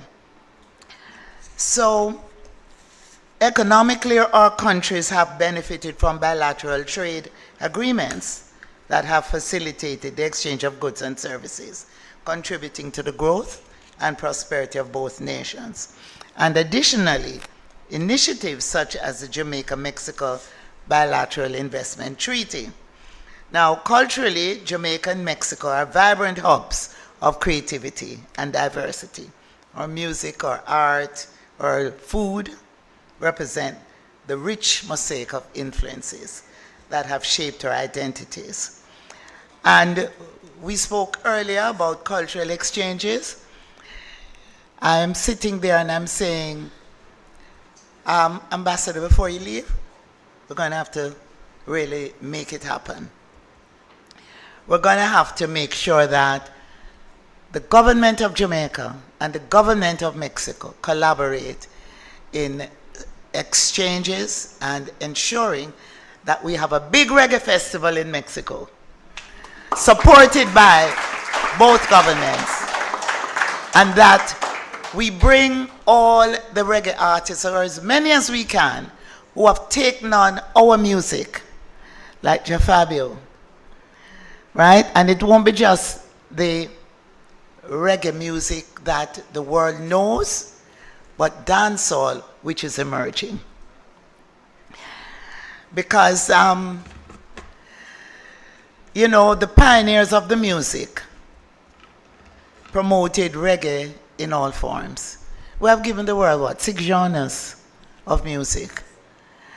And everywhere you go in the world, one of those genres is being played by some band somewhere in the world. That's not necessarily a Jamaican band, a band made up of Jamaicans, but it could be a mix of Jamaicans and persons from other nationalities. But what we have done, we have united the world with our music. And we gave the world a cultural icon in Bob Marley and many other cultural icons. China Smith, for example, is a national icon. China Smith has contributed so much to the music that Jamaicans are extremely proud of him, and he has made his impact across the world. And I want you to stand, China, and be appropriate to recognize and for everyone to acknowledge him.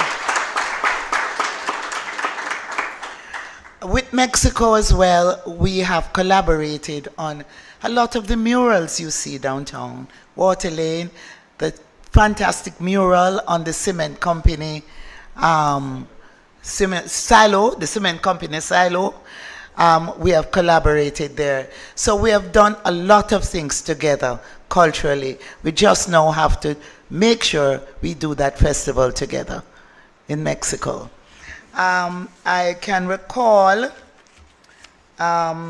we were invited to Chetumal, Lenny,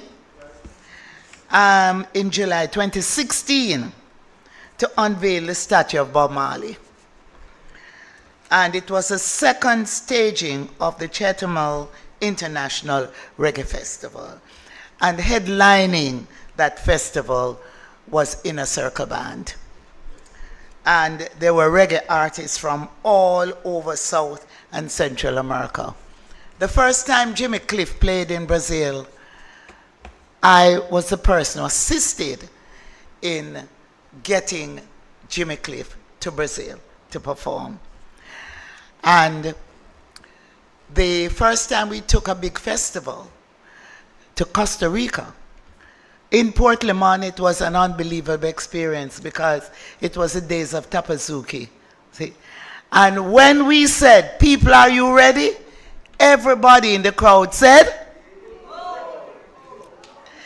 so it was as if we were in Jamaica.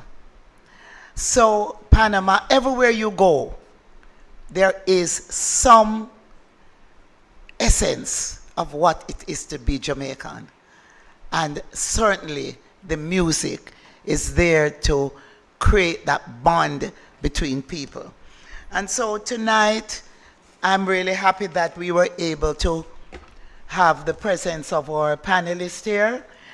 Papa Michigan would tell you that I'm a dancehall girl as well.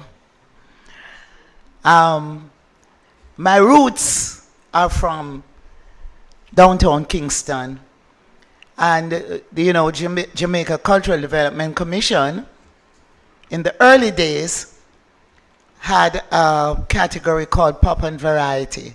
And in Pop and Variety, one of the categories was, we called it those days, DJ music. It was really dancehall. And I pulled that category out of the Pop and Variety segment and said, this is going to be a competition on its own. First winner was Yellow Man. And out of that came people like Tony Rebel and a number of others. Because I knew that dancehall music was going to be a music that it's a lifestyle. It's not just a music, it's a lifestyle. We get a little risque these days, and you know, we're on the edge with the younger generation, but our music always evolves. It evolves. And there is always an audience for whatever genre we have. And so Reggae Month is an important month in the calendar of Jamaican culture. I've seen Reggae Month, 15 years now? And it has grown. It has grown. And I just want to encourage everyone to continue to support the activities in Reggae Month. It's not just about a concert, but it's about educating ourselves, about our music, and about our culture. I want to say one last thing. Rotterdam, Sunsplash. I've had to twice, once Italy and once Spain, to make representation on behalf of Rotterdam for the government to allow them to host the festival in their country. I left Jamaica to do that. So there is that link and there is that bond. Wherever you have reggae music, it comes right back to Jamaica. And I just want to say to our brothers and sisters who have taken on our culture and our music, that we are one people. Our motto in Jamaica says, out of many, one people. And so our music, we have given a music to the world that will unite the world and create one love. God bless you all, and thank you so much for coming. Thank you very much, Minister Grange, but don't go too far. Let me invite His Excellency Ambassador Juan Jose Gonzalez Mijares once again to this stage for the presentation. First, we'll have a gift to you from Minister Grange. So, Ambassador, do you know what a vinyl record looks like? No. Well, this is how it all started. These are the days of what is it now? Not even CDs. I mean, technology. Analog right? technology. But this is how it all started. Okay. Right? LP. Vinyl or LP or right. And so we have created a bag for you. Oh. So you will always remember Jamaica. Well, thank you very much. I'm very honored, you know, and I'm going to wear the most original bag in the world. Thank you. Thank you, Ambassador.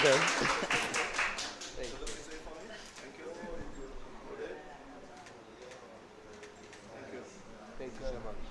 Very kind. Very nice. Thank you very much. Ambassador, let me ask you to remain at the podium. Please don't. Let me invite Zion. Is Zion here?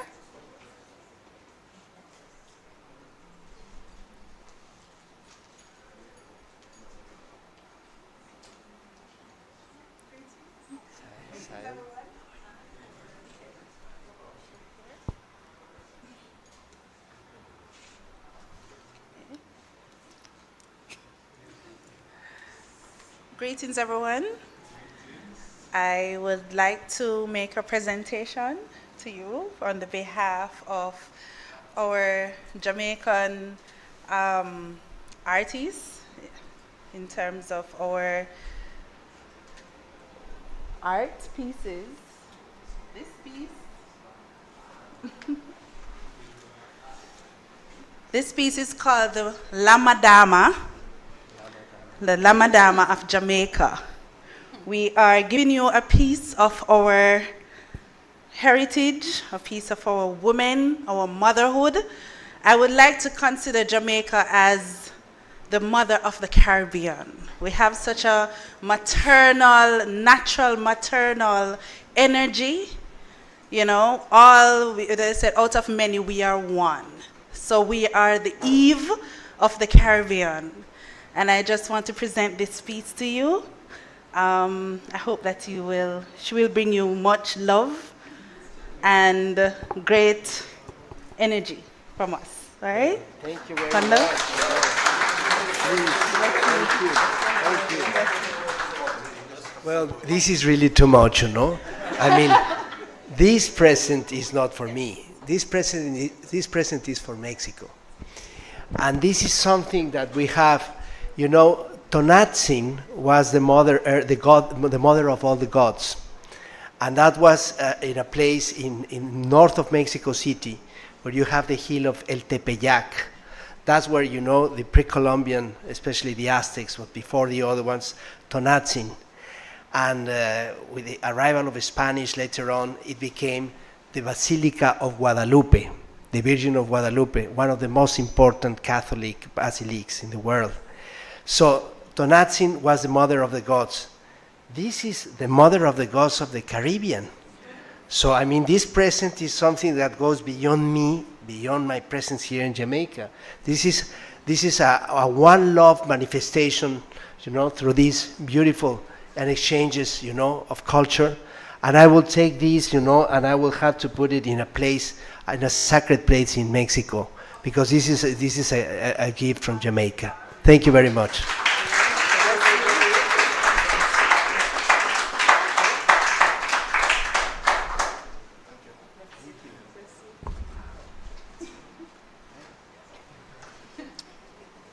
And please come back, Ambassador. Last but not least, I want to invite my own colleague, Professor Donna Hope, to present to you a gift. Oh my God, you know, not even Santa Claus and all the Reyes Magos, you know, thought about this, you know. I am absolutely shy about all this. So I thank you so much, Dr. Stanley Sonia, but I'd like to thank Minister Grange, Auntie Babsy, before Valiant said it, for really pulling this collaboration together, and also to recognize, Ambassador, the artists who are present in the room, many of who have been foundation artists for Jamaican music, and of course the Mexicans. Me siento muy feliz en este momento. Sí, es muy bueno para la colaboración de México y Jamaica. And this book is a collaborative effort between Jamaicans and Mexicans. It's a bilingual project done in English and Spanish simultaneously. And I'd like to thank las mujeres de Fiebre Ediciones en México, Amanda, y Gwen, y Andrea, y Carla Lamoy, for all the work that they did. I learned and understood that Mexicans work really hard. We spent many hours on this project, and it's about dancehall queen erotic subversion erotica, looking at the way that the dancehall queen phenomena has really expanded across the world, and of course the way that Mexicans and others in Latin America, South America, all over the region have collaborated together in different ways musically. And of course you also have another book by me where we speak about Rastafari and reggae and the development of that in Mexico. Juan Lopez Negrete de UNAM, that he wrote that paper. And so this book is, I'm very grateful and happy to be able to present a copy to you. We spoke about it already, but the book is here, a collaborative work, lots of pictures and information about dancehall queen for people in Jamaica, in Latin and South America who are Spanish speakers and can read about the culture and also how important it is. And of course, it's Dancehall Culture Minister, a part of all the work we continue to do. So this is for you, Embajador. Thank you for your time. Muchísimas gracias. Thank you very much.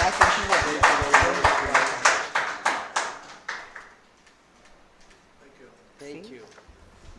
Well, you know, just to say, you know, that this has been a tremendous opportunity. Thank you very much, Minister. You know, one of the things I want to thank, especially Fabio, no, and Eric and all coming, because we made this team together for Reggae Month. You know, Fabio performed at the Bob Marley celebrated concert at Emancipation Park, no?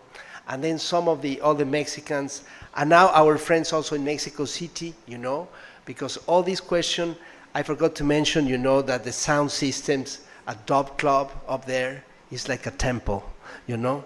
So when I have to go and pray, I go there, you know, with that sound system, you know. I just would like to share this with all Mexicans, because, you know, this is one of the, for me, I don't know how many sound systems are still around. For me, is like the Cerro del Tepeyac, where we're talking about the gods, but Dub Club, you know, that's the altar. And this, all this effort, Donna, Professor, you know, about there is an academic approach, very important approach about reggae music, and it's a global, you know. And I think the radio stations in Mexico, back in the 19s, you know, when they began with the beat, with the movements, and now it's proliferating into a new sort of technology. You know, I just met very recently our friend Munga Honorable, and this is the kind of Jamaican artists that you're seeing technology. So we are not in the old reggae times, but I mean, this is moving. And all these, I did not expect this, all these beautiful presents, you know, but it's a manifestation of this ongoing dialogue and ongoing collaboration. So Sonja, thank you very much. All my dear panelists, all my dear friends from Mexico, you know. Yeah, I mean, it's, okay, it's one love, or many loves in one, you know, whatever presentation, but with rhythm, please. Thank you. Thank you very much, Ambassador. It is one love in any language. It is one love. My role is, we are way out of time, and my role is simply to. Okay, it's not on my. Oh yes, Minister, please come.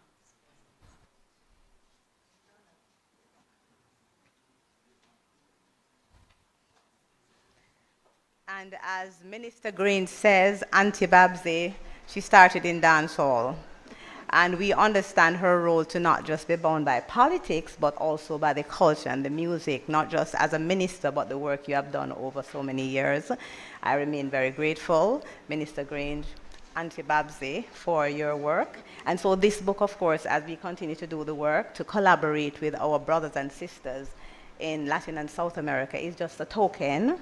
And of course, to help you to get some more Spanish.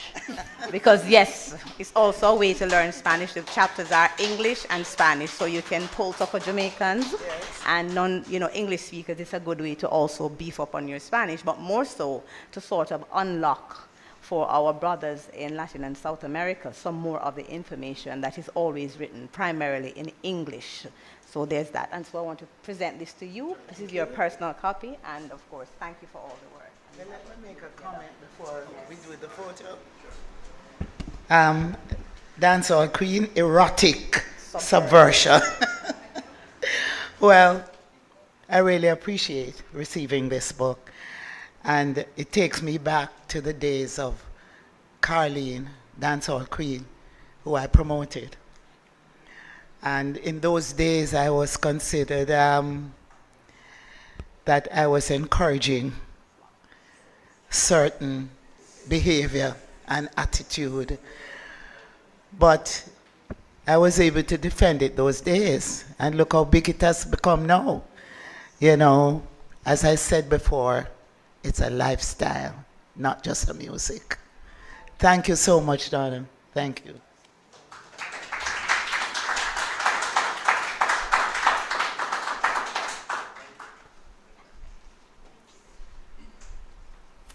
So I'm left now to thank you all. To thank Minister Grange, His Excellency Ambassador Juan Mijares, to thank all those persons who have been behind the scenes pulling this event together, the staff at the Ministry of Culture, the Entertainment Division, those who have been our engineers and technical staff. We want to thank everyone who has played a part in this event. Most of all, we want to thank our panelists, Fabio, Ignacio, Anthony Fairclough, our very own Papa Michigan, Guillermo Mejia, and Eric Tepexiquapan. It is my pleasure to have been your moderator this evening. We join again in another few weeks.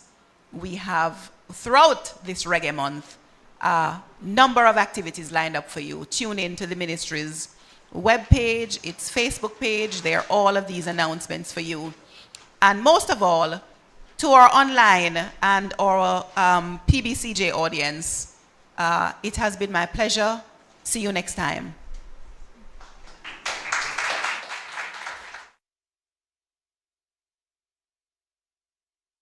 Have tacos, you know, taco spot, you know, is one of the most the best tacos, and you know, and the family Mexican family who are in Montego Bay, they came here tonight, you know, to present in this opportunity, you know, to have some Mexican tacos, no?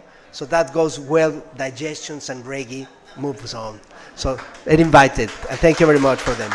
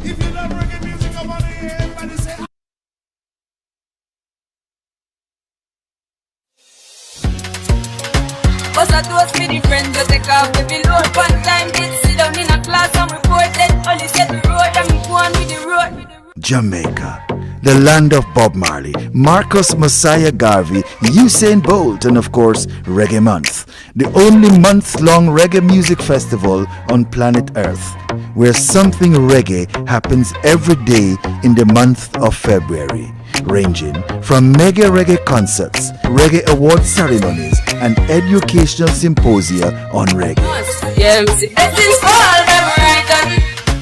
February is Reggae Month. Reggae Month is February, when Jamaica invites the world to come to Mecca, Reggae Mecca, and come catch the rhythm like no place else on earth, only in Jamaica. And that's how I made to give him the door. Breathe, I'm delighted. Jano say my passion ignited. Party music get me excited. I'm coming like a boat. Who are fans of reggae music, just come out and support Reggae Month. Whatever we're doing, whatever we're keeping, just come out and support us. Because this is Jamaica and this is where reggae is from. It is Reggae Month. Make sure you come out and celebrate in every Reggae Month event. A few music, it is massive. It is powerful. Come out and celebrate Reggae Month.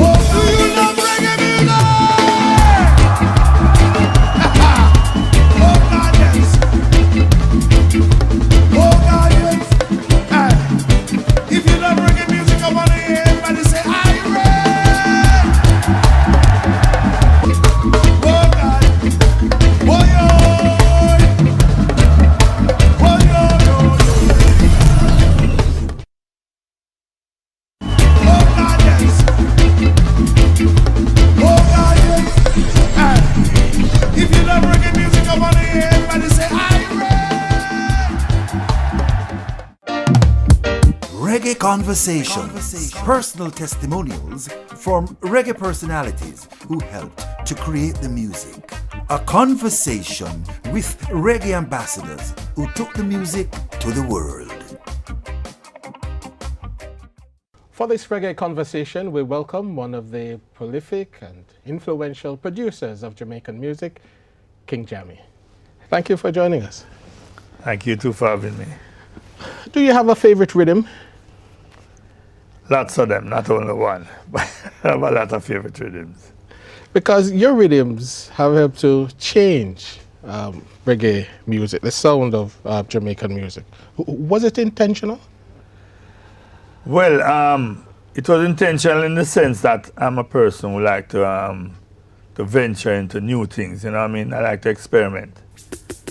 So the slang thing was an experiment, you know, and we came with that. So, you know, that was good. The slang thing is still a very popular rhythm, and it's being used now by Facebook to sell the metaverse. Definitely popular, yes. A rhythm that's, what, nearly 40 years old? Yeah, everybody uses it. Yeah. What was the inspiration for Sling Ting? Well, when we found the rhythm, because that rhythm was on the Casio, right? But it wasn't like that tempo, you know, it was so fast and it didn't have any piano and things in it. So we slow it down, cool down the tempo and overdub the rest of the instrument. You know, and because of having a big sound system, we cut a dub plate and sent at the dance hall, and the reaction of the people, you know, inspired me to do more songs on it. So that's how we come up with a lot of songs and more than one album, and another producer have the rhythm also and do more songs. You know, because that rhythm really was the rhythm that really kick off the dancehall thing, you know. Because that was a big dancehall rhythm. In those days, dancehall different now. Yeah. The song by Wayne Smith, Under My Sling Ting. How did you discover Wayne Smith for this? Well, Wayne Smith used to live in the same neighborhood in Waterhouse, you know, and he grew up amongst me, you know. He was a youth for me, but, you know, he grew up around me. So he was a singer, so I decided that when I started producing, I would more push the singers from my area, like Black Huro, Wayne Smith, you know, King Everall, Purple Man, Bounty Killer from neighboring area, and things like that, you know. The Casio was what they call a sort of drum machine, right? It's a keyboard, but it can program drum and bass and other things. So when you started doing that, we didn't have use for all the musicians to come to the studio to help build a rhythm? Well, it's not that we didn't have use for all the musicians to come to the studio, but when I discovered the digital era, as to say, I kind of find it more newer and more easier for me to build rhythms. So I said, not intentionally, I didn't know it would do anything to the acoustic, the live musicians. So I just said, okay, this is going to be my style now. I'm going to do acoustic rhythm still, but less. So I started recording a lot of digital, and a lot of people followed. So what was the reaction of the musicians at that time? Well, that's what I'm about to say now. I mean, some of the musicians didn't like it, you know. You know, and they say things, and you know, but I didn't mind because I'm doing a business, and for that business to prosper, you have to do things that can go out there, different and new things that can hit new markets. Apart from Sling Ting, one of your popular rhythms was Punani. Yeah. What was the inspiration for that one? Well, Steele and Clevie came to the studio and they built a rhythm with Echo Minor.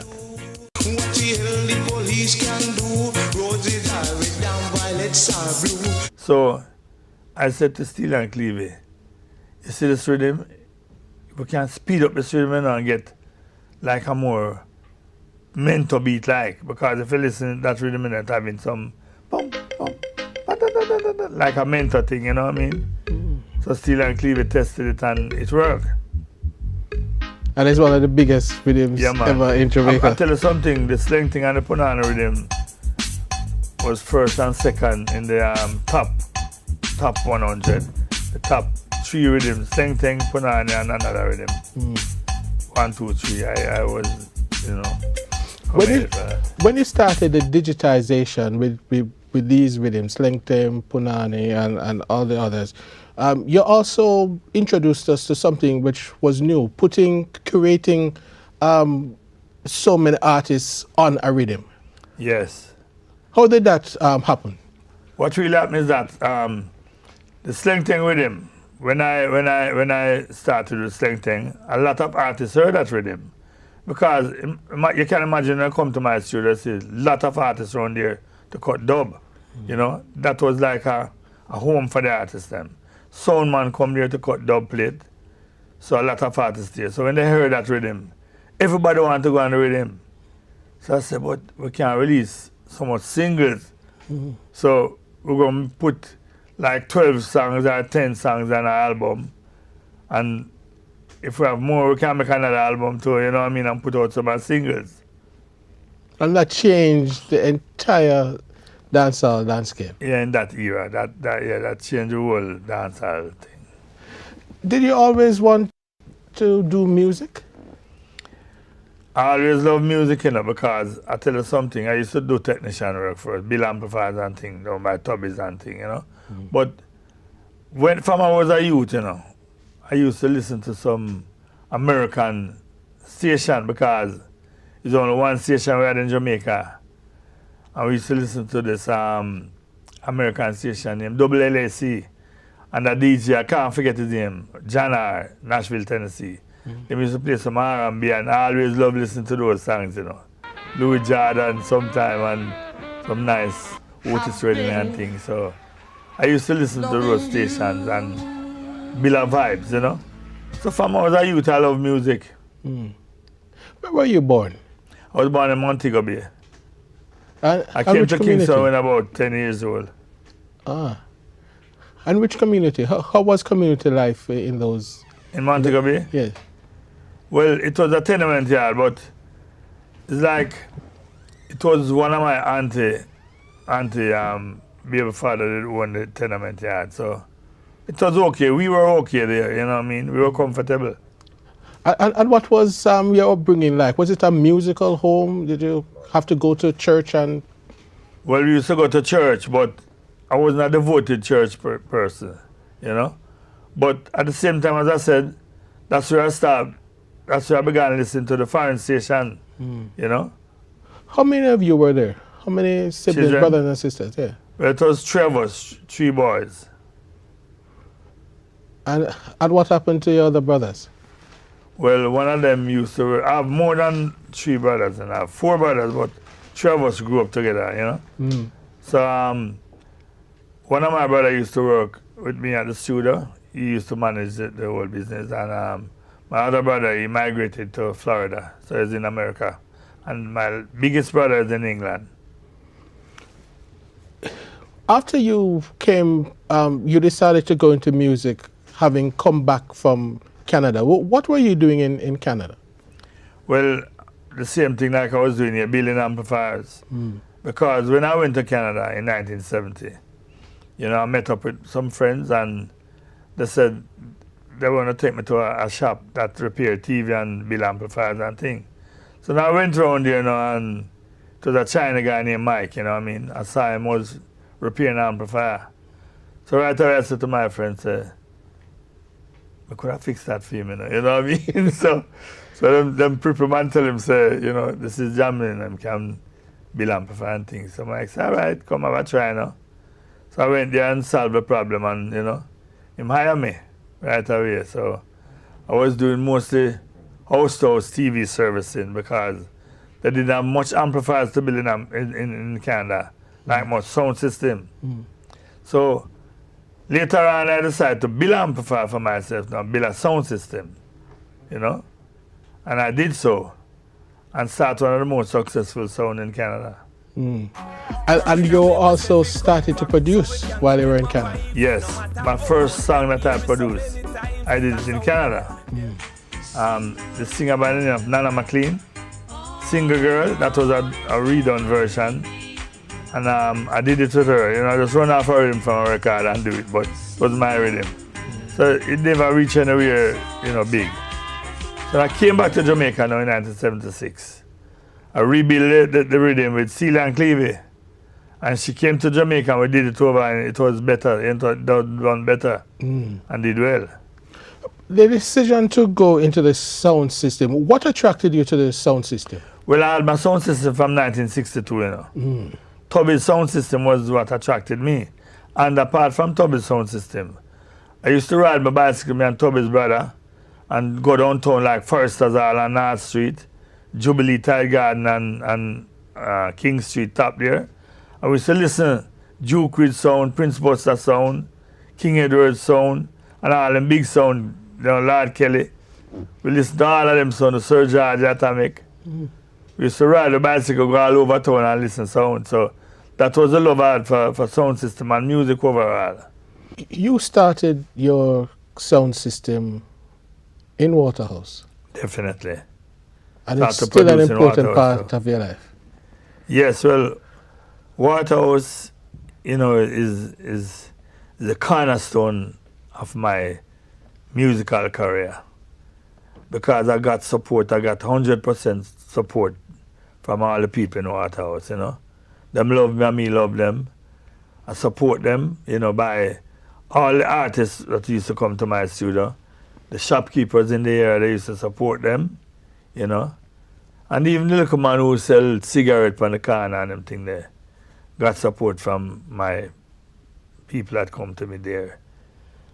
And it gave me the vibes, they support me in such a way that the vibes was so great, I was just free to do anything in music in Waterhouse. Everybody just like, if I string up my sound, if I hear one record, the place ram already. So I have to big up the people of Waterhouse, And Kingston live in general. Big up the whole world. Jamaica,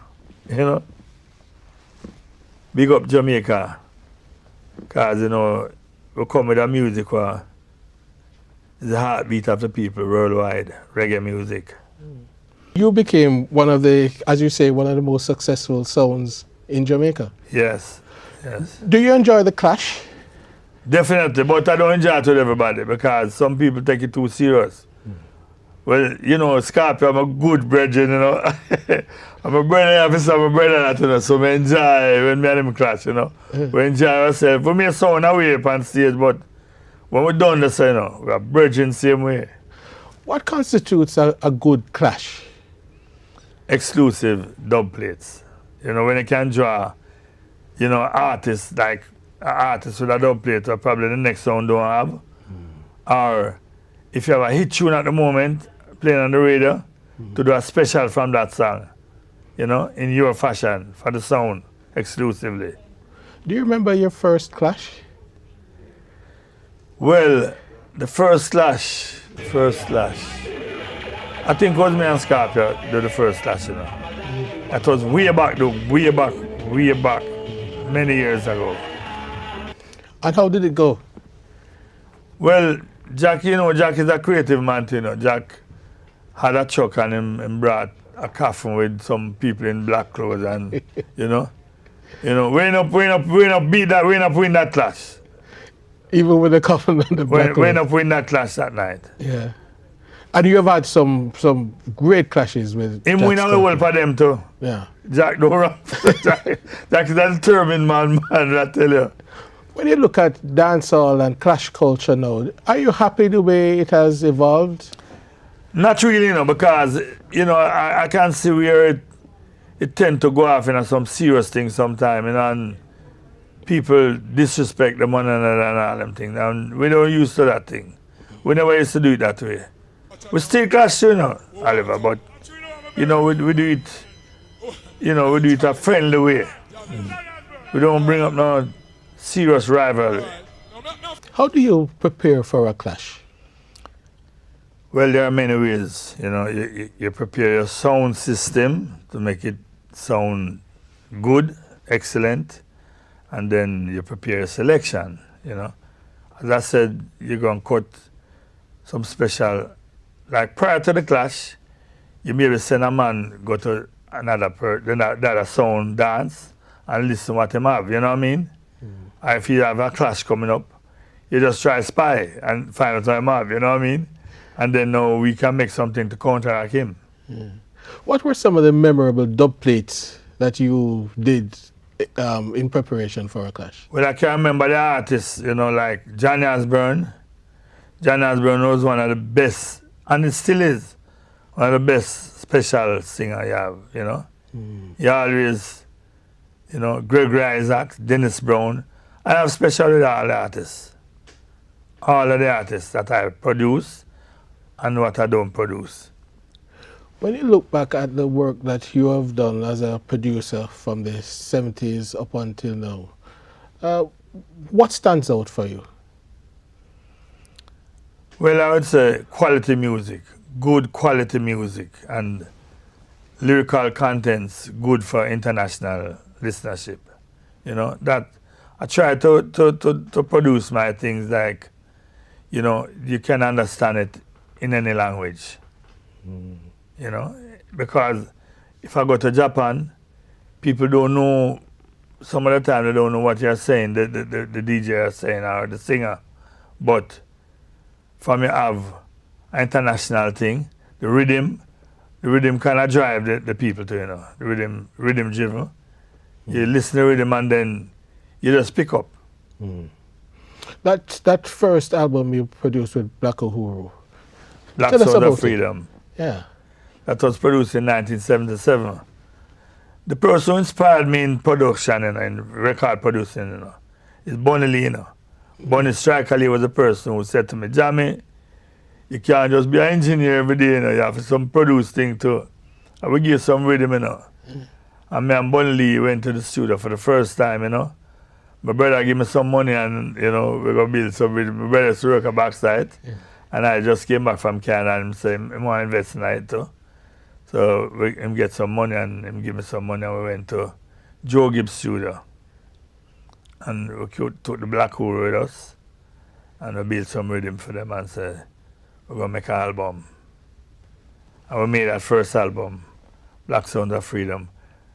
And Bunny Lee took me to England to the first time to do business with the Black Hole album. But when I went to England, Black Hole, nobody didn't hear about them, but they were so talented that everybody I went to with the album, they said, this album wicked, you know, but it's before its time, you know? But anyway, a man named Count Shelley had a recording company named Third World Recording Company. He took it from me, gave me a small money and thing, and released it. But it didn't go on with anything big, you know what I mean? So couple years later now I went to England and you have a new company named Greensleeves open. So I was pressing some 45 I would drive and sell the 45 and me a fat man. So they said to me that if I still have the Black Hole album, if it's available, they want to release some tunes. So I said yes. So I came back to Jamaica, remixed it and sent it to them, and that's where it took off, you know. And Black Uhuru made a name from then. And then after Black Uhuru, who was next? Well, Johnny Osbourne was same time with Black Uhuru, but he was the next one to really bust out big. He gave me my first #1 tune in England on the Echoes chart. What song was that? A tune named Water Pumping. Water Pumping was made for a group named Mighty Ruder. You Are My Sunshine. And John Osbourne heard the rhythm and sang Water Pumping on the rhythm. So I only had about 3 songs on the rhythm. Then we produced a tune Jenkem on the rhythm later on, after. And then John used rhythm to produce other songs too. How many artists you boss? Right, countless. Still bossing artists too. When it's not me, it's my son, them, you know what I mean? Because all of them are producers. So it's still in the camp. The story is told that you saved Shabba's life. Well, I couldn't say I saved his life, but I mean, I put him into a better life, you know? Because, you know, he was there, you know, on the corner, not really doing anything, a good DJ, not really doing anything, hanging out with probably some guys that not really so good to hang out with. So he and Josie came to the studio, and after that was history. We started recording him, and then he became a Grammy winner long after. Tell us about your work with Dennis Brown. Good, Dennis Brown, boy, I tell you something. He was a good soul, man, Dennis Brown. One day I was in England, and I was leaving a printery. I went to make some labels. So Dennis Brown saw me in the car and drove around the car and stopped me and said, "Whoa, Papa, you know, I'm none for me, you know, I'm not rhythm for me, man, I want to do some song, you know." So I say, no, I never really bring no rhythm like that, you know, but we have the version them off of some tune. So we can sing on the version them. So we rented a studio and took him there and revised our album. Junior Delgado was there, Dennis Brown was there, and one of my friends named Ribs, Robert, was there also. So what I did, I voiced Dennis Brown on the versions, and then I came back to Jamaica with the multi-track. We rebuild the rhythm them around the voice, you know? So it's like we created some new rhythm around the voice, around the vocals. It's magic. It is, and recently you released a Dennis Brown album where you put him together. Collaboration, some of the younger artists. Yes. Dennis Brown and friends. Tell us about that project. That was about 3 years ago. Well, I have about 5 albums with Dennis Brown, and I choose about 15 good giant songs, you know.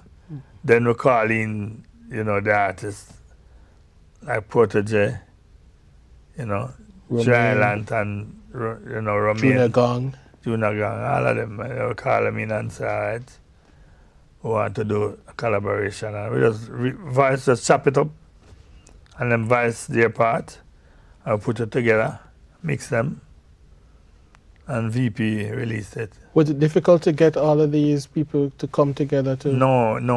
Artists always love to come to me and voice. They always love to voice because the professionalism that I show them, you know, they love that. Let's talk about making dub. Does it require special skill? You mean mixing dub? Yes. Well, I tell you something. A dub, mixing a dub is the creativeness of the person who is mixing the dub, you know. The way I mix dub and my son, you know, we just spur the moment thing. We don't rehearse to mix dub because dub is not a thing that you can rehearse and remember to do everything that you're doing. Because it's a collaboration of what things you're doing, you know. You drop out instrument, you put in echo, you have sound effects and all them things. A lot of different movements in a dub mix. So I think if you're going to mix a dub album, it must be excited and it must be just something coming from your brain, spur the moment right away. You don't rehearse and then they say, take that one. We just do one mix. If you don't feel pleased about that, you just do a next one. And you have some new dubs coming out? Yes, I have a new dub album releasing sometime this month. It's called King Jammy's Destroy the Virus. And that idea came to me when the coronavirus came in. That your dub, that thing you have to have some weird names, you know what I mean? King Jammy's invade something, or when me and scientists used to make dub together, you have some exciting names and the dubs were excited too. So I said I want to continue it that way. So I said this virus is going around, you know. And it sounds like it kind of died down. We could just name it King Jammy's King Destroy the Virus. And when I sent that name to VP, they loved it and they ran with it, you know what I mean? So that dub album is going to be a big one, I can tell you. Are you surprised that we're not doing more dubs out of Jamaica? Well, we're doing a lot of dubs out of Jamaica, but I tell you something, Jamaicans in a whole don't really, you know, they don't really gravitate to dub music like that, you know. It's mostly Europeans and UK, you know. They love dub music, even the Japanese them too. What do you enjoy most? Producing, building rhythms, being on your sound system, clashing. I mean, you've done everything. I tell you the truth. Joy? The sound system comes first to me, you know, because that's the clashing part of the sound system what I love, you know. Because I love when I play a song and when the other song put on a tune, the crowd just boo him down and say, no, you know. I love to win. I have a lot of trophies that I won. Lot of trophies, over 100 trophies. You know, all over the world we go and clash. So I love to do the sound system first. The production come after the sound, but the sound is my first love. Yes. Tell us about some of the people that you've worked with. You've already mentioned Stevie and Clevie. What about Yabby? Firehouse Crew as musicians, you know. High Times Band, Earl China Smith and Asha them. Sly and Robbie, you know, can't leave out them, you know. And I use most all the musicians from back in them days, you know. But as far as producers is concerned now, I always mix sound when I'm at King Tubby's, always mix and voice, because that facility you can't lay live rhythm there. You only can mix and you can voice or overdub hands or whatever. So we used to work for a lot of producers like Bonnie Lee, 90. We used to do a minimum work for Scratch, Yabby U. Most of the producers back then that used to come to Tubby's, I used to work for them. When you look at the music scene now, are you satisfied? Are you happy with how things are going?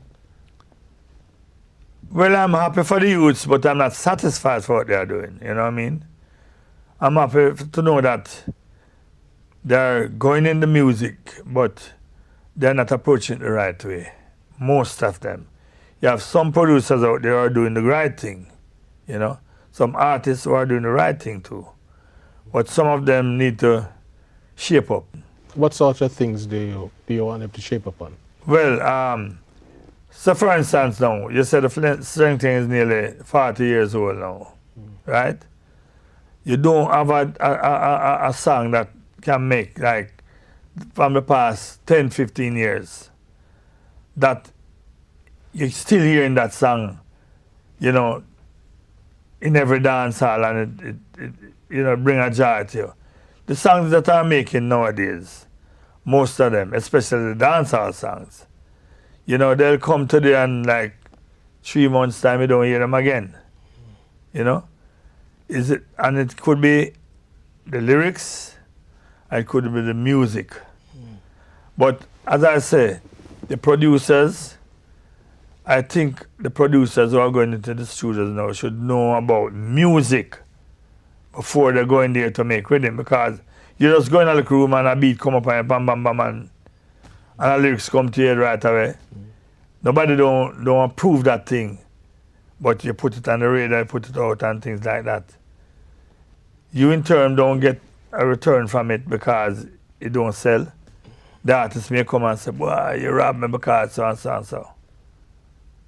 You know, you need to make music that can last long.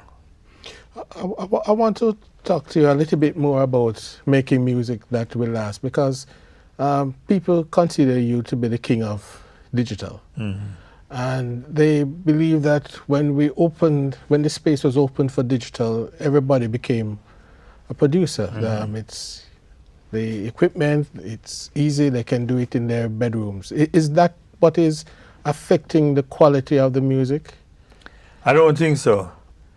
You see, back in the days, the people who used to produce, who know about music, you know what I mean? These people who are making these things, are producing these records now, they don't know much about music. They don't know a note. They don't know if the singer is singing half key. So they're just doing the thing. The singer don't know if he's singing half key either. So that's what I mean by making good music, you know? How are we going to solve that? Listen to good music. Or not even to listen to good music, but a lot of good producers are still alive. So, I mean, any artist can come to me and ask me any question about producing or making music. I'm willing to make it better. Yeah, because I was just wondering, how are we going to get some of the young people who don't seem to have guidance right now? How can we get them to a place where they're Well, I have a doing much place. better? I have a place, and there's a lot of young people I teach them, because most of the big engineers that are in Jamaica who pass and gone is I bust them out, you know. You know, because I'm an engineer. I'm one of the most outstanding engineer as a whole man now, as a whole guy now around, you know what I mean? My sons are my engineer also, are the engineers. They're producers. They also build rhythms. Who are some of these people at your boss, some of the engineers? Bobby Digital, you know, Steele and Clevey, they're engineers too. Mikey Bennett used to work by me too. Shemo, you know, I have a lot of engineers, man. Prento. You're responsible for many careers. Yeah, man. I build many sounds too, you know, for friends and yeah. And I also, you know, build studios for wire studios or put equipment in place for them, you know. Who are some of your top artists over the years? Well, so many of them. Gregory, Dennis Brown, Admiral Bailey, Bounty Killer, Leroy Gibbon, Pinchers, Shabaranks. Well, all our record for me was top artists. All of them have a tune.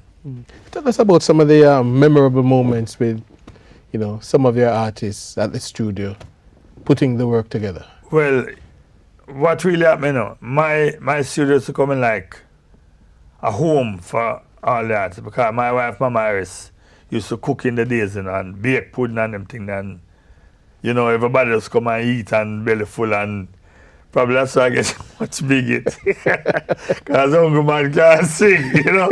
So, you know, them enjoy themselves by eating food and giving jokes and all them things there, you know. It was a family atmosphere. Yes, it was a family atmosphere, you know, and, you know, you used to have some of the artists that becoming like comedian, you know, like Johnny Osborne, we used to call him Benny Hill, because he's a man who used to get a lot of jokes, you know. History. How many children do you have? Well, I have 8 children. Not I have, I receive 8 children, you know. Are any of them, you mentioned some of your sons who are in the music business. They're engineers and producers? Yes, and musicians. And musicians. Jam 2, Baby G, and CJ. And they are taking over the business from you? Well, they have their own business in the same complex, you know. Everybody have their own studio. And they have their own label. But to collaborate sometimes, we produce things together, and I mix things for them and they mix things for me. Let's talk about... The girls now, some of them are abroad, and Catherine, she used to run the business for me, like, you know, the office. So you had them involved in Mama building and running Mama the Rest business. is the person that hold everybody together now, you know what I mean? Yes. Yeah. How are you doing? Well, so I'm doing fine now, you know, Oliver. I'm doing fine now, apart from my surgery that I did a couple months ago, you know. I did a very serious surgery, you know, and I got over it by the help of God. Have you returned to work? Not yet, not 100% yet. I go to the studio sometimes just to build back the vibes, because I'm out of it so long. And I go there to see John do some mixes and to just get back some vibes, you know, because we have a lot of work to do. This name, King Jammy, how did you get that name? Yeah, well, the man who gave me that name, you know, Bonnie again, he gave all of them, he gave scientists his name, Professor Bobby Digital. When I was a prince before King Dubbies died, he gave me the Prince Jammy. After King Dubbies died, he gave me the King Jammy. So he's responsible for giving all of us the names, and looking out for all of us. He was one of my greatest friends, man, believe me. Let's talk about digitizing older music as part of the process to preserve. Yes. That's something that you're big on. Yes, well, that is a thing that I've done like a couple of years well now, you know what I mean? It took me about 7 years to almost complete, because I still have some songs that I didn't remember, because in those days, you know, it's a lag with songs, them like how we do it now on the computer. So some of them we have to search the tape, play the tape, and we hear something that we didn't transfer. But yeah, I have done majority, 99% of my songs are digitized now and stored away. Some people say that digitization takes away something from the warmth of the music. Do you agree with that? Well, if you record it digitally, you won't get the same sound as the analog. But if you transfer it from analog to digital, and you don't change anything on it, the EQ or anything, when you were transferring it. It's the same sound. Now you have to go and remix it now to change the sound. I see. All right, let's talk about some of your artists that you work with. Admiral Bailey. Big artist. You know? Memorable moments with Admiral? Admiral Bailey. Yeah, we have a lot of memorable moments with the sound system and at the studio because he's a comedian himself, so you know what I mean? Also Joseph Will, you know? There was a time when Admiral Bailey and Lieutenant Stitchy were rivals, but they were in your camp? In the same camp, yes. How do you deal with that situation where the rivals are in the same camp? Rivalry, you can detect rivalry, you know, but some of the rivalry are not a serious thing. You know what I mean? As I said before, in the sound system era, me and Scorpio rival all the time, but we just do it, you know, on the stage. We don't carry the feelings. Rivalry is good. You know, we're good. Yeah. Well, same like Stitch and Admiral, probably, you know, they may have a rivalry, but not really. They just want to be on top. But they don't really serious like grudge each other. You know, but every man strives to be on top, you know, to be number one. So you always want to be that number one person. So you'll do songs, try to do better songs than the other one to be on top. But that doesn't say you're gonna hate that man or grudge that man for anything. What about Frankie Paul? Great artist. Great artist, man. I've recorded Frankie Paul the most because I had faith in that artist. You know? From Frankie Paul started recording for me, I can't remember a song that him sing that is not a good, proper song. Some of them, he took songs that other people do, and the way we done it sound better than the original. Which was your favorite Frankie Paul to work on? Well, it's a whole heap, you know. But it's a Sierra. Sierra was one of the biggest Frankie Paul I had. Casanova. Why, I could name 1 week with a Frankie Paul and not stop yet. Yeah. Pinchers, you work with Pinchers Great artists. Denise, all them sang there. Yeah. How do you have a process of selecting artists that you will work with and produce? Yes, because we used to have auditions. But some of the artists, we don't work to audition them, you know.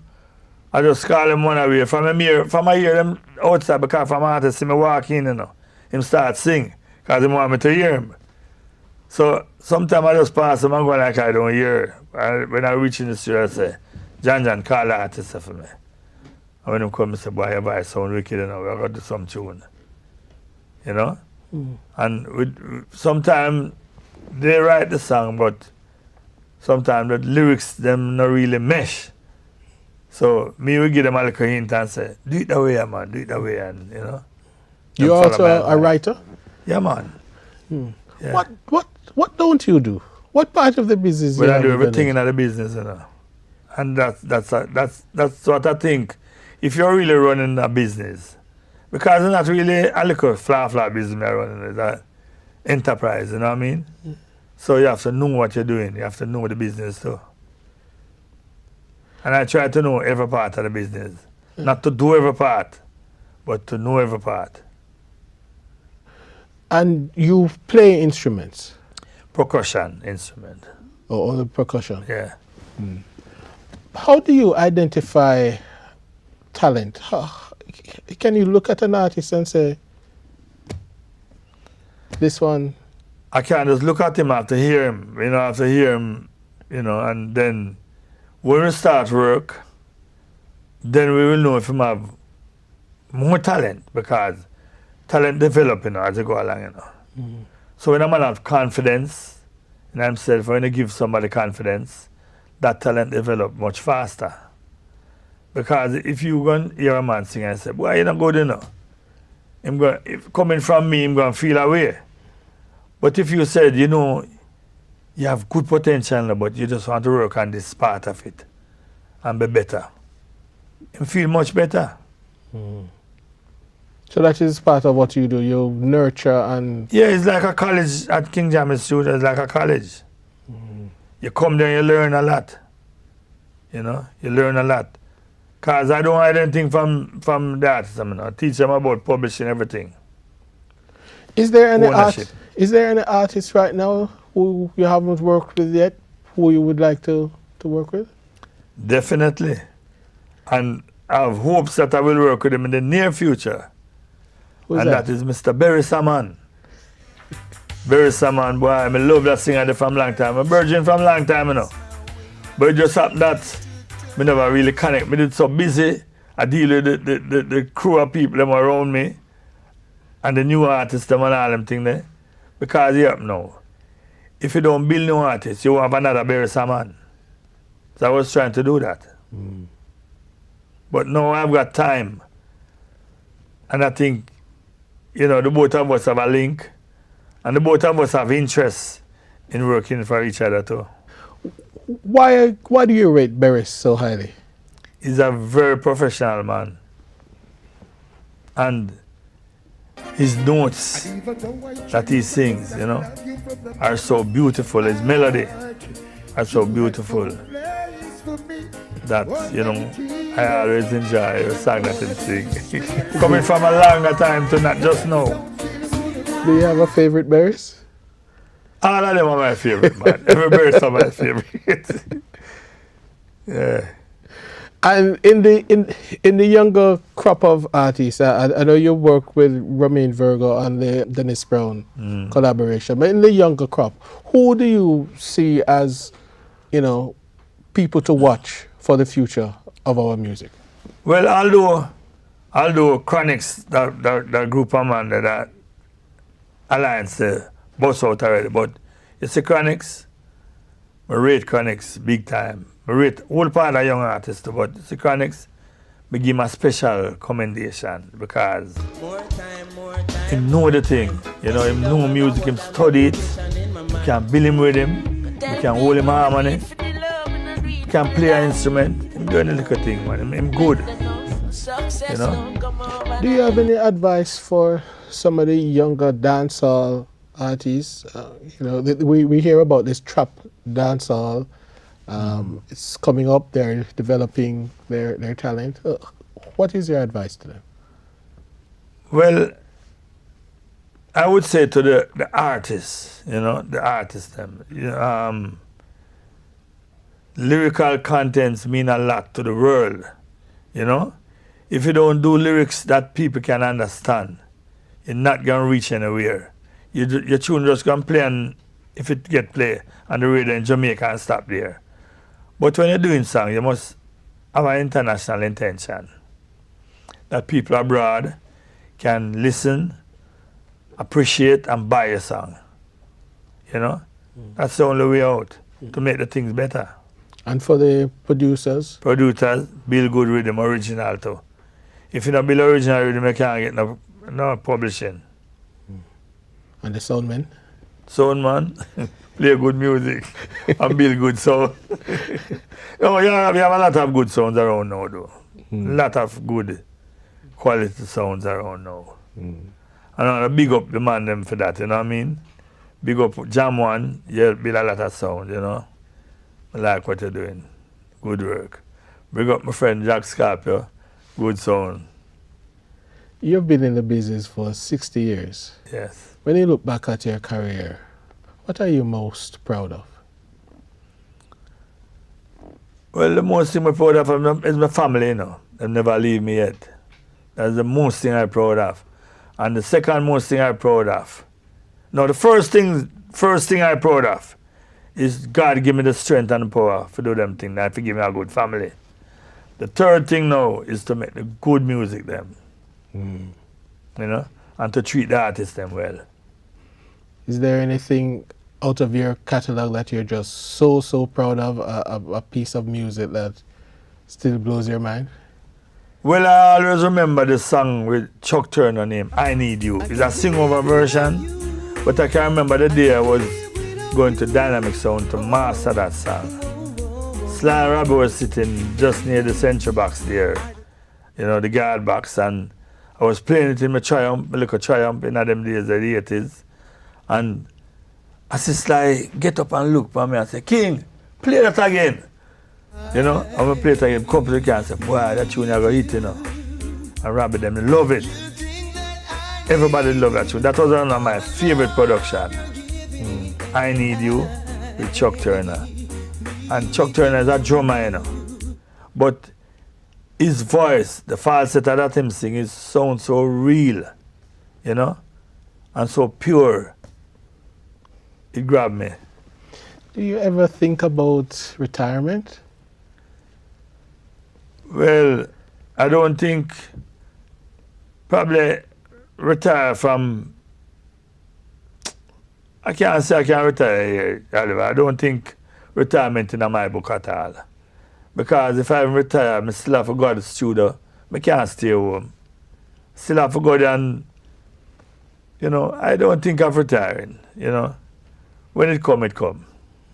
If it comes. The world has taken on reggae music in a very special way. When you started out, did you imagine that our music could, you know, be so well loved across the world?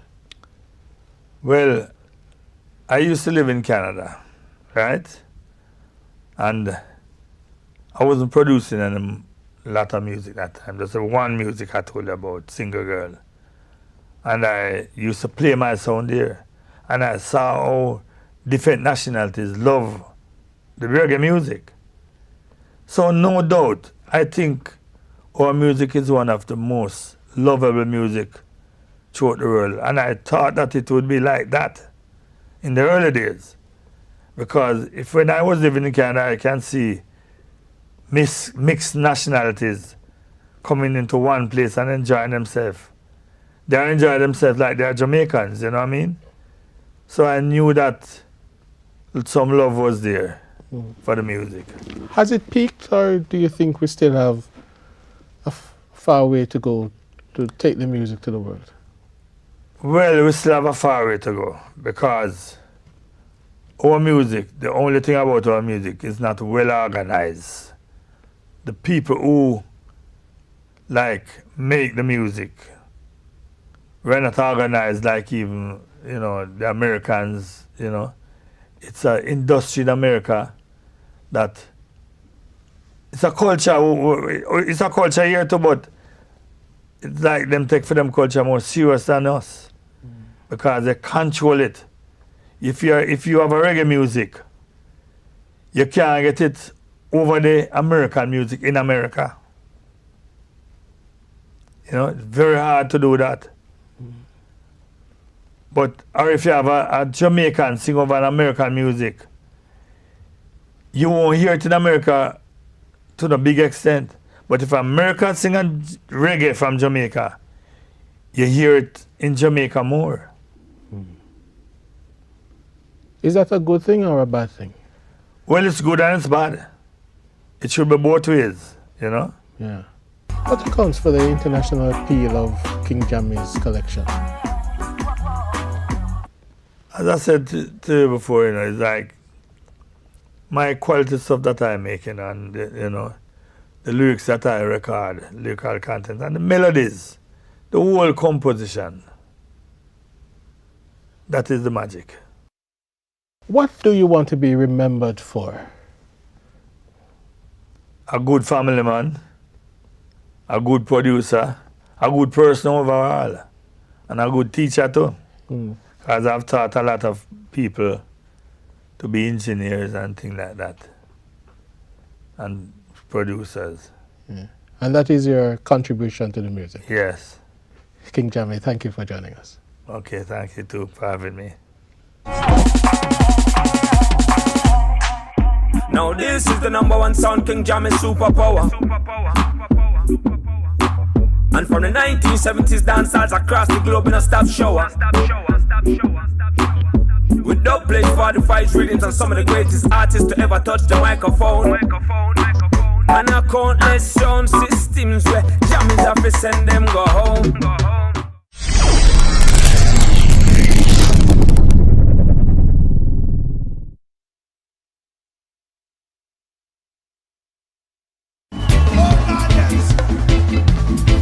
I said this one dedicated to you. 11 and 11 daughter, 22. Many are called, but the chosen are few. Them say you mustn't bite where you know you can chew. A Peter Methodist endorsing the reggae month. You hear? If you love reggae music, I want to hear everybody say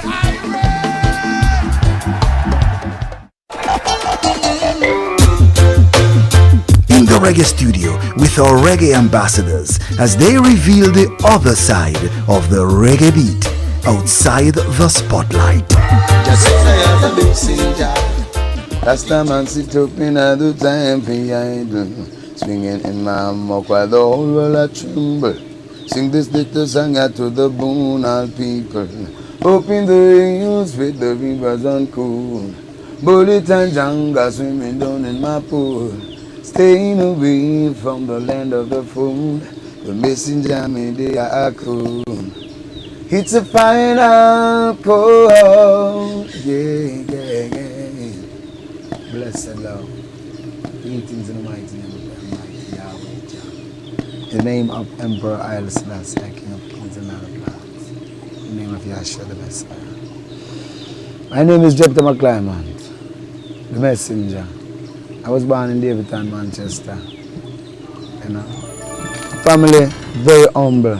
9 of us. My mother had 5 girls and 4 boys. Mother and father, you know. Out of which I am the 7th, you know.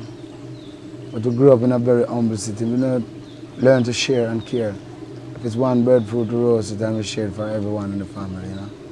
So we learn to embrace basic principles of spirituality, caring, sharing, loving one another, looking out for each other's lives. My mother was she's still a midwife. And my father, a carpenter. He was a carpenter. My father moved on when I was 11 years old. My mother is still alive and kicking. Yeah, I give thanks. The Almighty has blessed us because we grew up in a church. My father was a strict Adventist. He would discuss Bible passage sometimes and catch a quarrel with some of his church brothers, you know.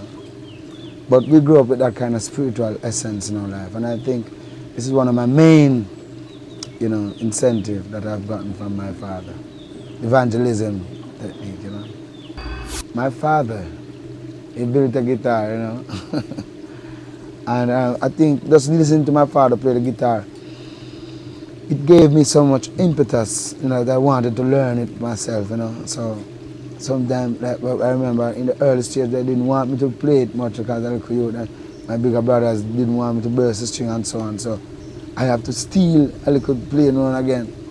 But this is what probably brought home to me that, you know, somehow to achieve anything, you have to be willing to seek and find. So while they were out, I would take my guitar and ping 2 notes, and before you know, I could form like the E chord or E minor, and I used to sing a song, Amazing Grace.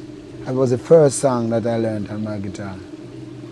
And when I came home one evening and I was playing the guitar, you know, it struck them that really I got a blessing, you know. Yeah, but my guitar, I never left my guitar. So my father was a strict Adventist, and like Saturdays he would dress us up and make sure that we reach church and get our blessing, you know. And even those days, before we go to church sometimes, even in the mornings, we would have devotion. I think devotion at the house or in the home is so much more important than even when you go to the church. You have a devotion, yes, but when you're home, you know you're with your family, and it's so intimate that you can actually feel the Spirit of God moving through you. Night after night, uttered speeches, day after day, show where these handiworks on the food says in his heart that there is no God, but in his thoughts he must be mad. Who made the sun to shine? Who rules the end of time? Who created me and you, mankind? Look it. I sing you a song. I hope you're listening along. What I am saying, God rules in the heart of man. He made the birds to fly. He made the mountains so high.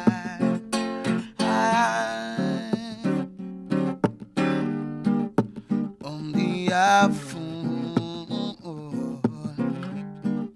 says in his heart that there is no God, but he must be mad.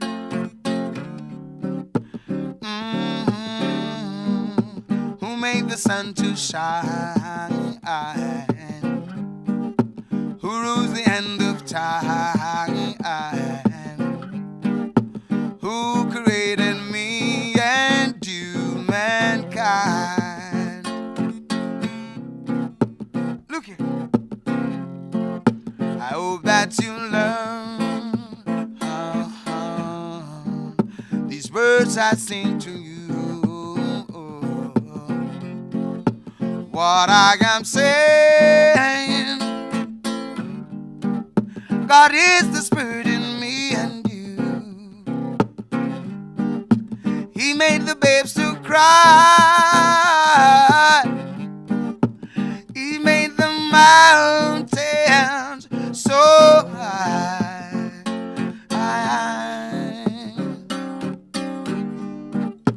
Only a fool says in his heart that there is no God, but he must be mad.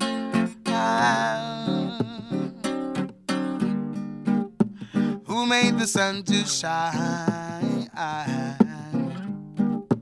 Who rules the end of time? Who created me and you, mankind?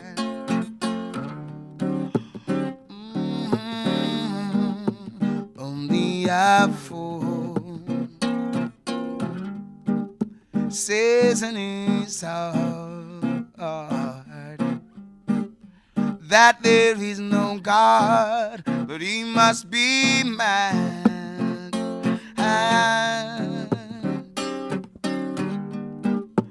Who made the sun to shine? Who rules the end of time?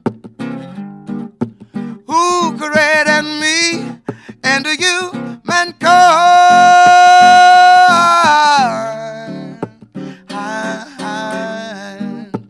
Only a fool says in his heart that there is no God, but he must be mad.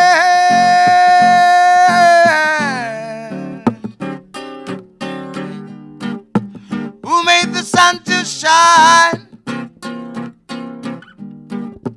Who rules the end of time? Who created me and you, mankind? Oh Lord, oh. Night after night,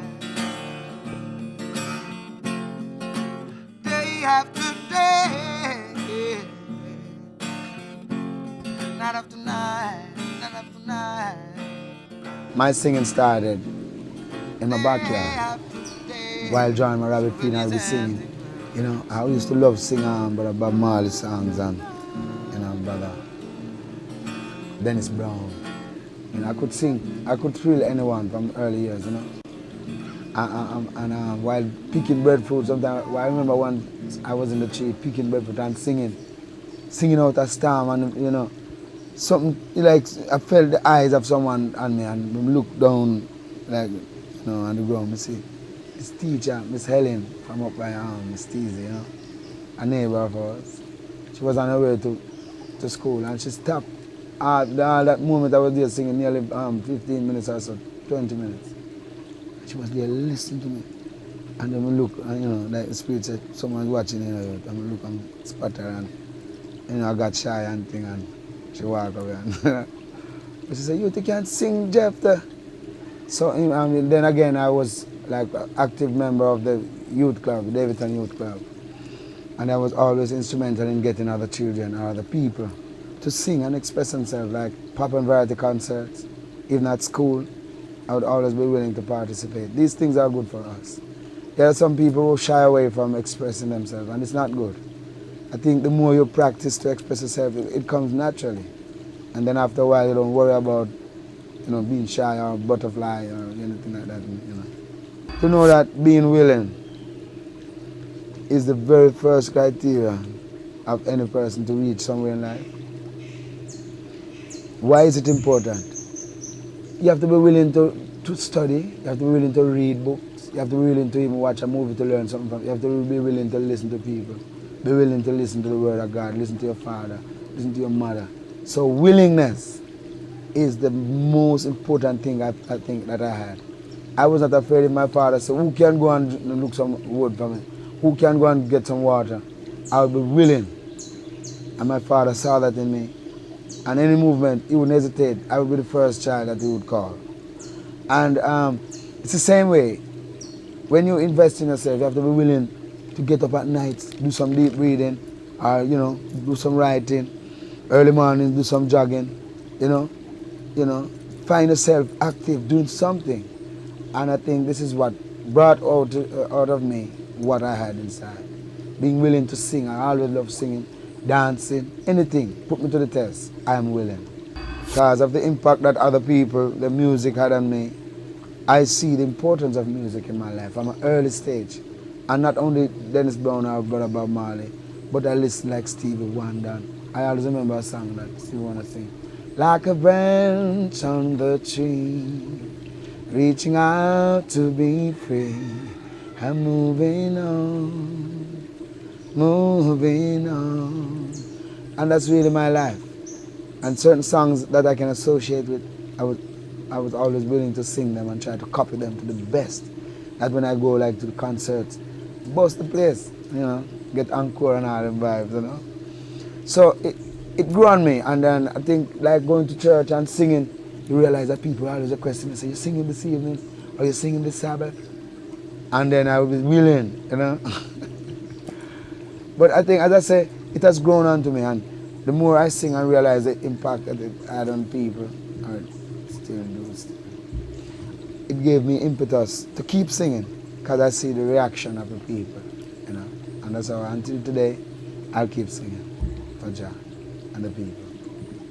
I was always searching for a title or a name. There was something in me that tells me that I had to be more than just Jephthah McClymont. Because in as much as when I study the McClymont, it's not an African name. So I say, wow. And deep in my mind still, I want a name that associates with greatness. I remember one time going through my readings, like I would read a lot of books, like philosophical books on Aristotle and all those great scientists, and you know, Einstein, and one time it dawned to me that I could have a different name.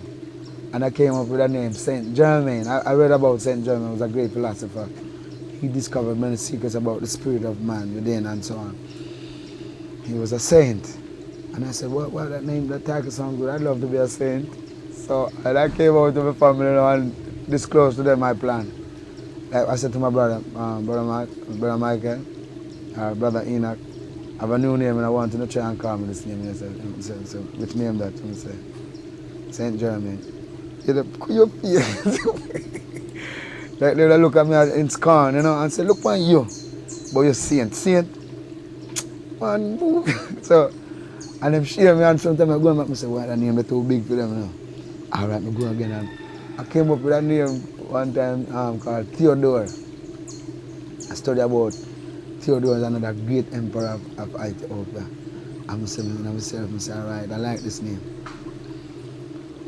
I'm saying, what? When I come out and call and tell my brother, call me Theodore. Man, take it from mockery. Man, sometimes reach at the end of the land like a piece of property and say, Theodore! Theodore! Somebody say, my brother, I never give up about that. He used to call me mud stepper, you know. I didn't like the mud at all, so I said, so man, take off the mud now. And so I said, come Stepper. So I said, how could Stepper come to a musical name? Because all the while, I was always thinking of music. I said, Stepper. I said, I don't want this name stick on me, you know. So if they call me Stepper, I could say, there's Walker, like Mud Stepper. I said, I mean, if I could use Johnny, like, not Johnny Walker. I know that I was fascinated by the name Johnny Walker too. But I said, call me Stepper John. I don't know how that name came about.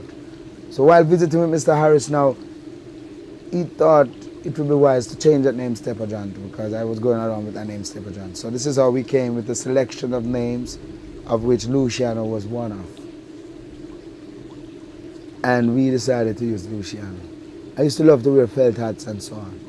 So probably this is what he saw in me, you know, because you know watch a movie with Lucky Luciano, you'd see felt hat and those kind of vibes, you know. Becoming more and more involved in the music though, I realized that like investigating the name, because I find out that name is very important.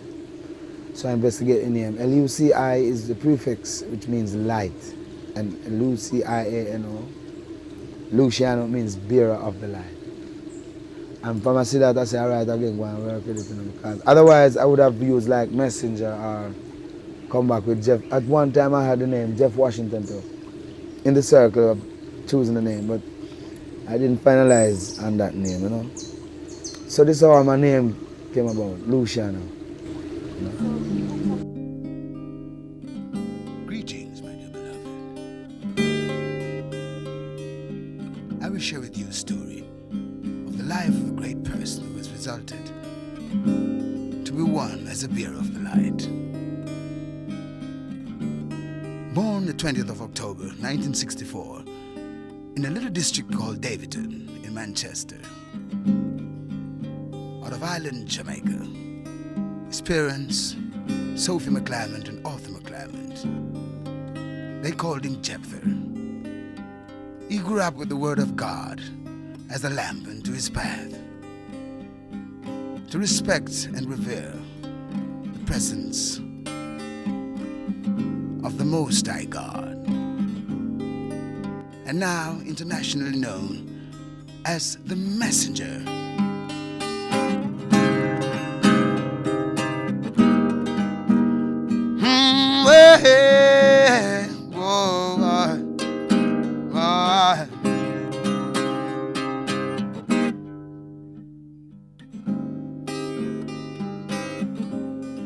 Say now as a messenger to teach you about roots and culture. Tell the massive them fi remember Jah. That's all I deal with again. Just say now as a messenger to teach you about roots and culture. And tell the massive them fi remember Jah.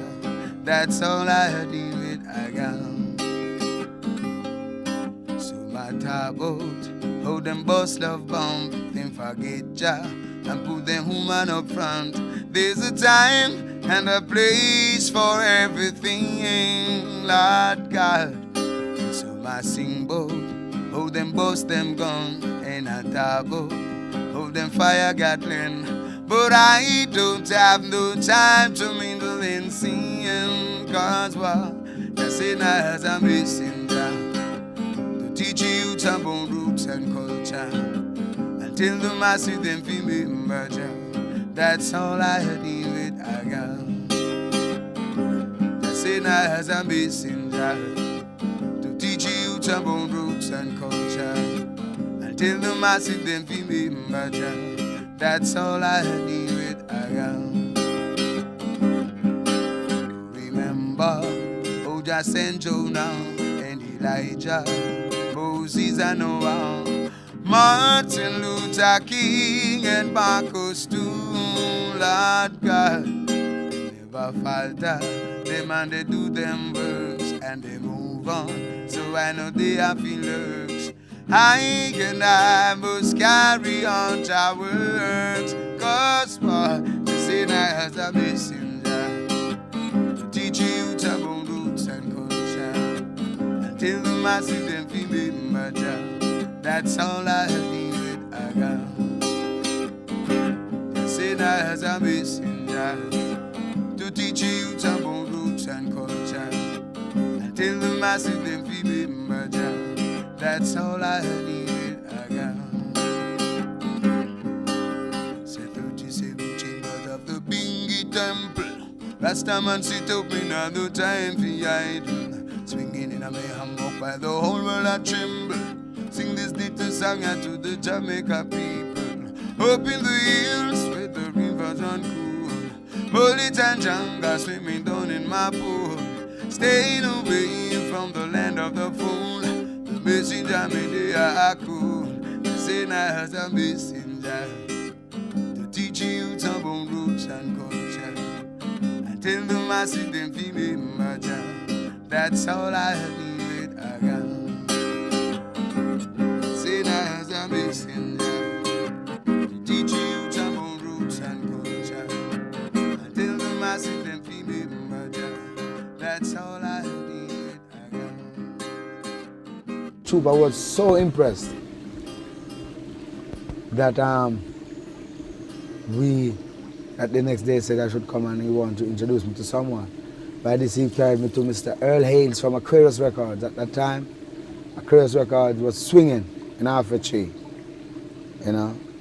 And I went walking there and he introduced me to Mr. Earl Hales and he said, "What? Young artist, come on." And he said, "Run some rhythm for him." And Mr. Hales started run some rhythm. And then I remember they did, they even the song that Buju Banton had a song, it was Brown in Jamaica. That rhythm, pana pana pana pa pa pa pa. That rhythm, and we did Ebony and Ivory on it.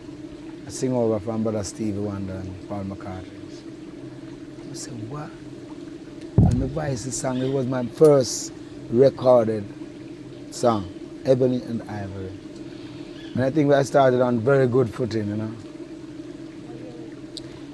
This was in 1992, to be specific, you know. I felt great. I want to tell you that even when I was singing in the record shop, the place, everyone just get a weird, I said, where the singer did them, man? I'm saying earlier, say, what? Set some studio time for the next night. I'm saying, what? Just go home and get ready and can't forget, man. I was on the bus. Just jump, get ready and rush home, man. And my sister like me said, we are rushing to go something, man. Go voice, you know. Go voice tonight. Big thing. Because when you get a chance to go and, you know, I know it's a dream of every aspiring artist to get a chance to go behind that microphone. That very first break is very important. You know? Because after this first break, then you know you can move, you have the confidence, because what that does, it gives you the confidence. So I did Ebony and Ivory that night, and I put on about 3 different tracks of harmony, which was, you know, another fascinating thing. They were very fascinated to know that a young singer could sing so many different tracks of harmony. And when they played, they said it sounded like Frankie Paul. That time Frankie Paul was wailing in the dance hall with songs like "Pass it to Silpe, pass it round ya," you know, and some other great songs, you know. While singing Mr. Earliers now and there for a while, and he was very interested in managing me, and a little contract thing came into being. But there was some mix-up, going on between him and his partner, and somehow my contract got torn. But my life is a history, but my contract got torn. I said, what? It's like him, so all right. So I'm free up again. Shopping around to find a stable, I went to New Name now. I heard about New Name because Elvis Presley, another singer called Presley, he was another singer amongst us, and he told me about New Name. He said, well, man, check them out. And so man, walk and check out New Name. And we go down there. The vibes was so right because Tudor there and with him running on Mr. Castor Brown and Mr. Derek Barnett from Sagittarius Band. And you have Mr. Noel Brownie. Great people to be amongst. And, you know, you'll see the likes of Mr. Barry Salmon now and again come through to cut dubs. You see Mr. Freddie McGregor. This is how I met Mr. Freddie McGregor now. And that's how I met Brother Mikey General. Because many great artists would come to this part now because what happened now, New Name had the first set of computer setting like Pro Tool studio. New Name, Mr. Castor Brown. People used to say it couldn't work and all that, but because it was catching on now, all artists was to, you know, gather there. So this is how I met Mr. Freddie McGregor from Big Ship Label. He heard me cutting some dubs one day and said, wait, I want to see where that come from. And he introduced me and I said, Respect King, and he told me some have some studio time and invite me up and, you know, up at Anchor. At the time Anchor studio was just building up. See? And there's a little room on it, the little studio in the back there. Round there we got to start make some hits and, you know, he gave me some rhythms and I took them home and started practicing them. And the first song that I did for Big Ship was Shake It Up Tonight. Not a great hit. It was my first big hit in the UK. I got my recognition. People start sending letters and like my name on list for dubs now, and I said, what? And I remember Kiba Niggas, this big sound from Overhampton. Is that Overhampton? Birmingham.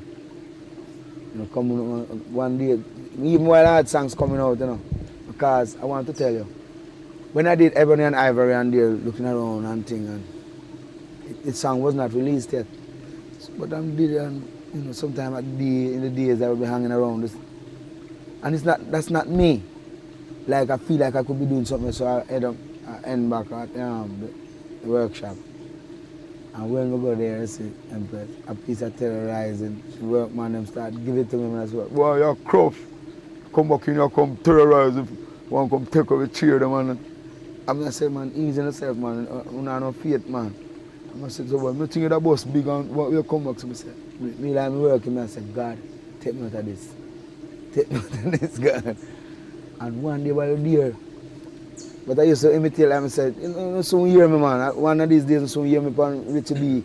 I do interview and all I want to come shake up, man. But give me the time, man. So now, one day while we're there working, we here, and now this is a new artist. Check him out. His name is Luciano. And he put on the song, Ebony and Ivory. Oh my God, man. That's what I know. That's why I know what that does to an artist when you get the first break.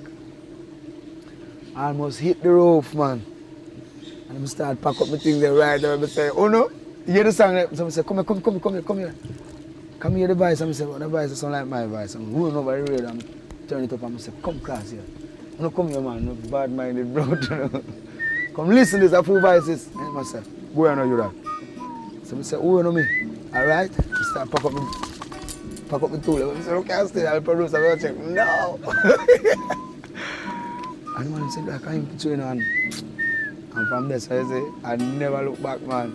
See that broken-hearted man toiling in the burning sun.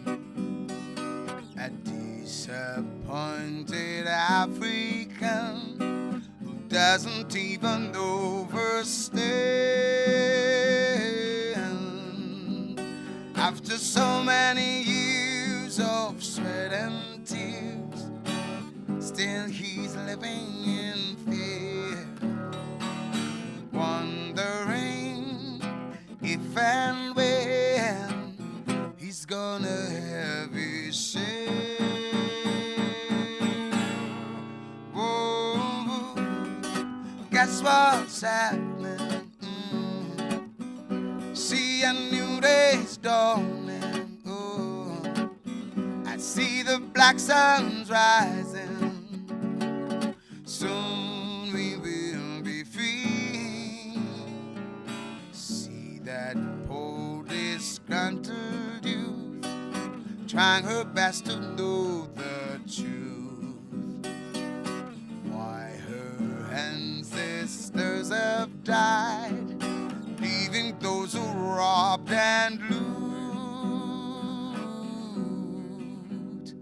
After so many years of sweat and tears, still she's living in fear, wondering if and when she's gonna have her share. Oh, guess what's happening? I see a new day's dawning. Oh, see a new horizon. Soon we will be free. Oh, oh, oh, oh, oh. Soon we will be free.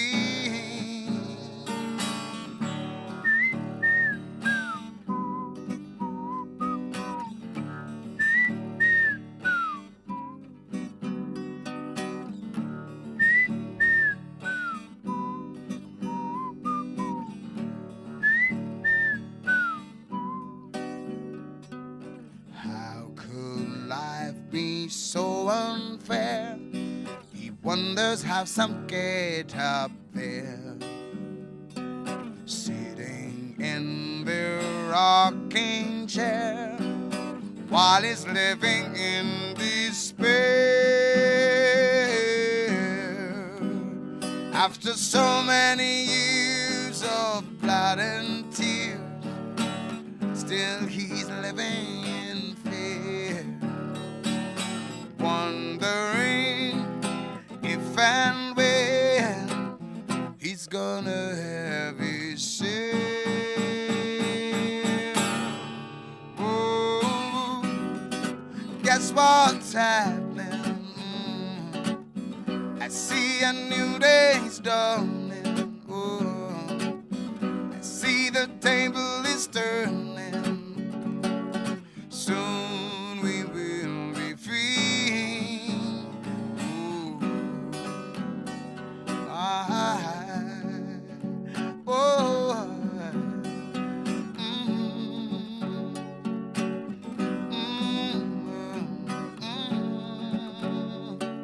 soon we will be free. Oh, the new day's dawning. The new day's dawning.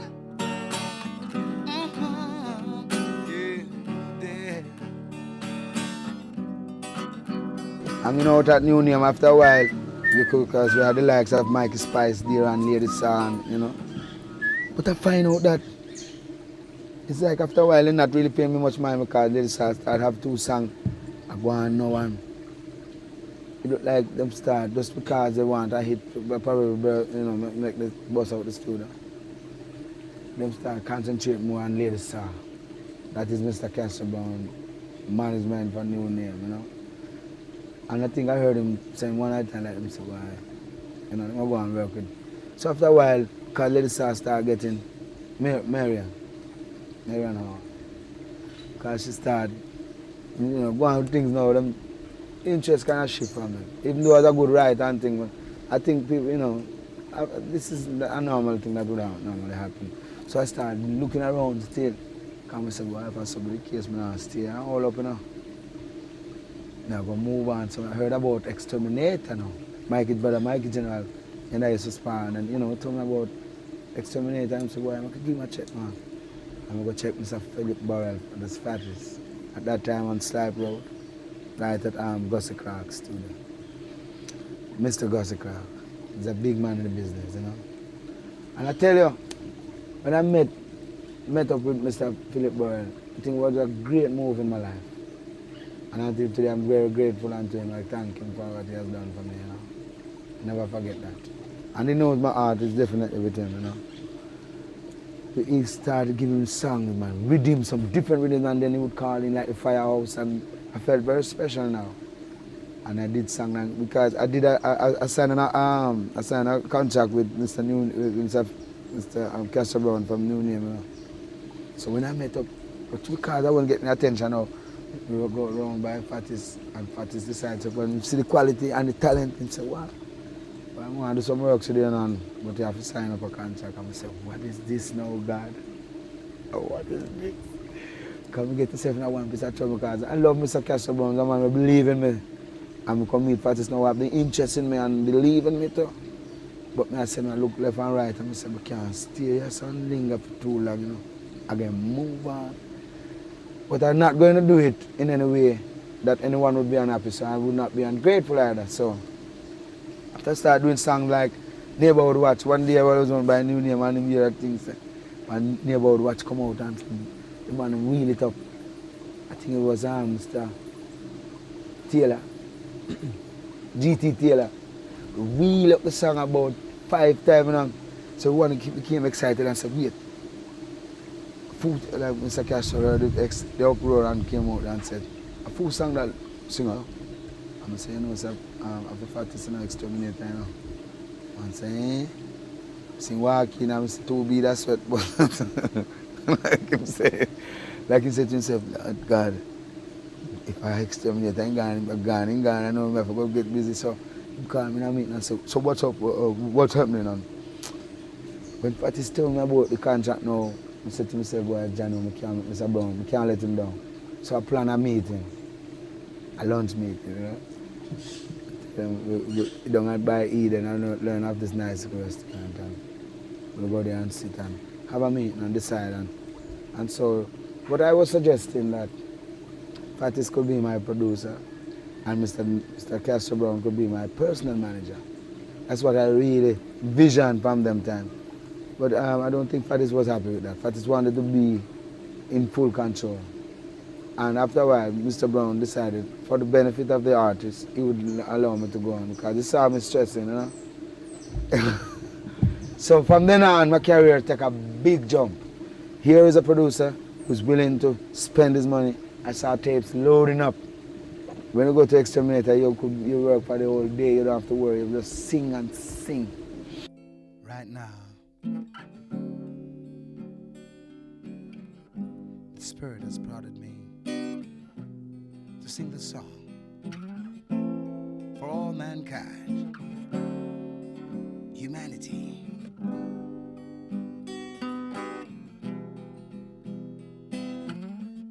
I got one wish, one vision, that someday there'd be no need for war.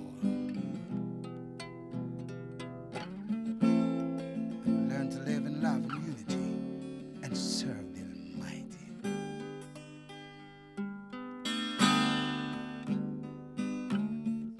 I wish we never had to quarrel,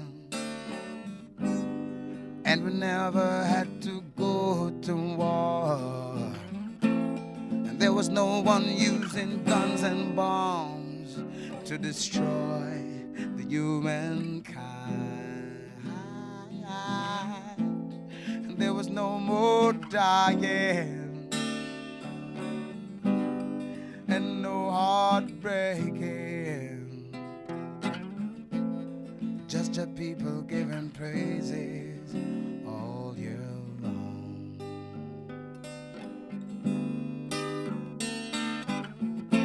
Wish we never had to quarrel, and we never had to go to war, and there was no one using guns and bombs to destroy the humankind. No one dying, no more crying, just your people giving praises all year long.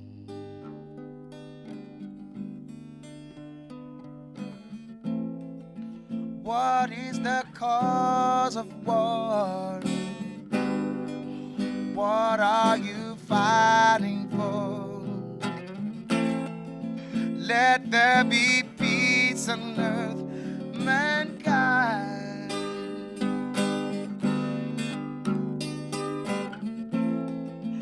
Let there be peace on earth. Let there be love and joy.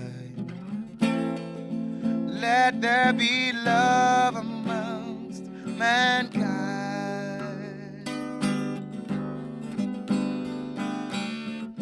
I wish we never had to quarrel, and we never had to go to war, and there was no one using guns and bombs to destroy the humankind. No one dying, no more crying, just your people giving praises all year long.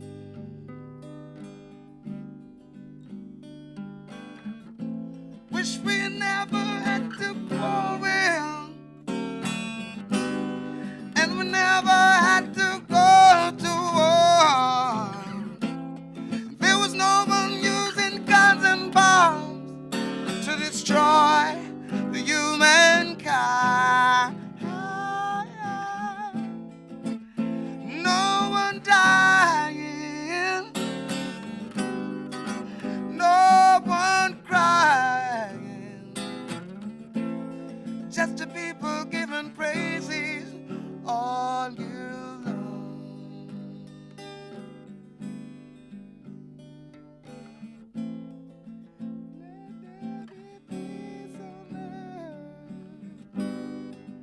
Let there be love and joy. Let there be love amongst mankind.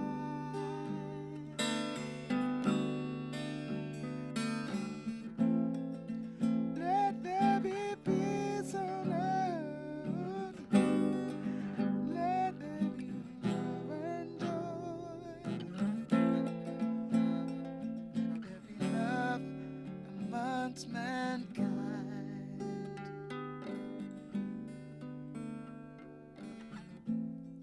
Wish we never had to quarrel,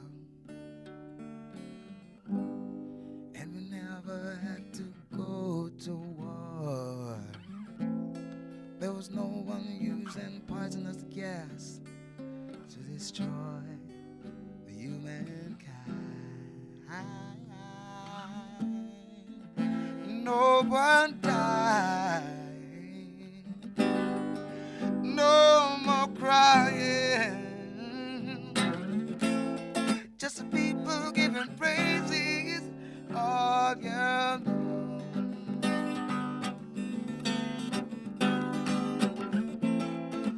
Let there be peace on earth. Let there be love and joy. Let there be love amongst mankind.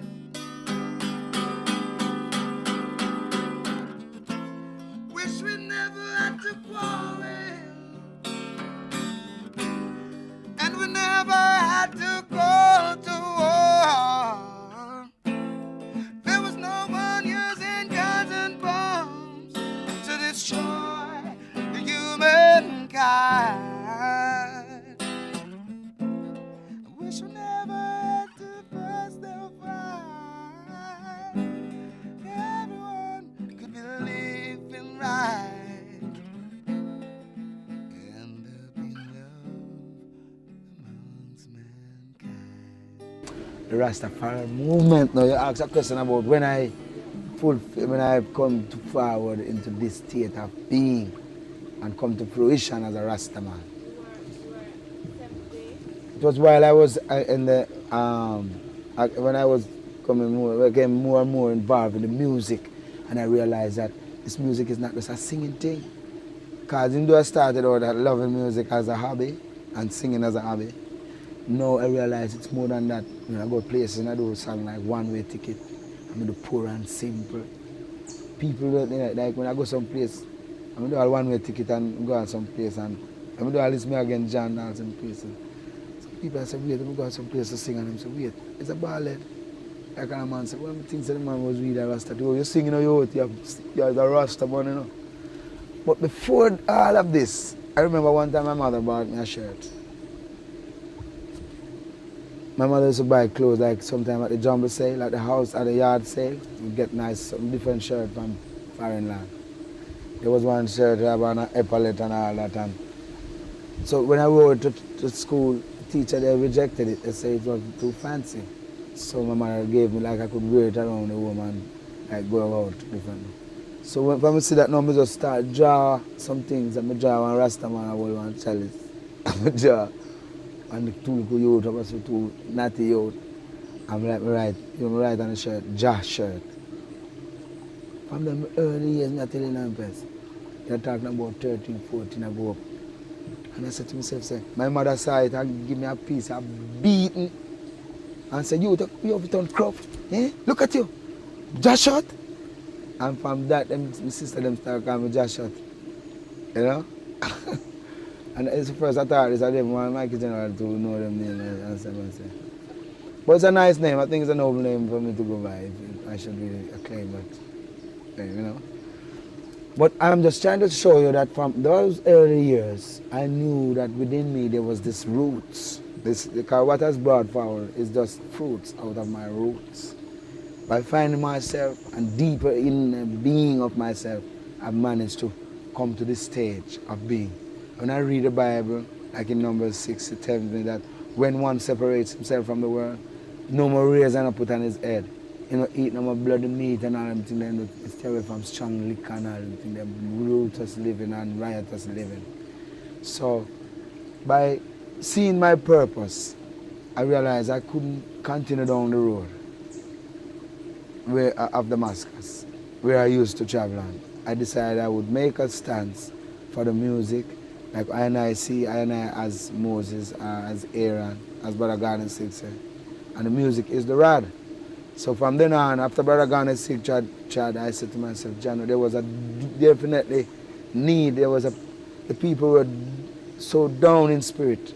And then they miss the same little Rasta man like Brother Garner Sig could be. So I could do nothing more but just come forward to fulfill.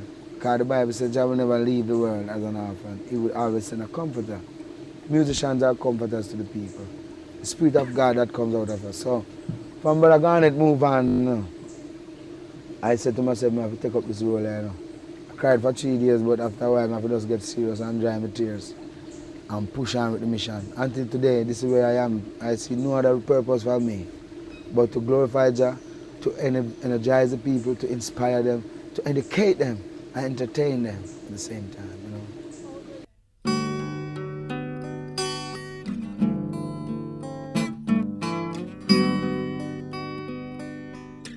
And now, we pray for the children of the world. We pray for all the inhabitants of Mother Earth. We pray that there be peace from west unto east, and all wars would cease.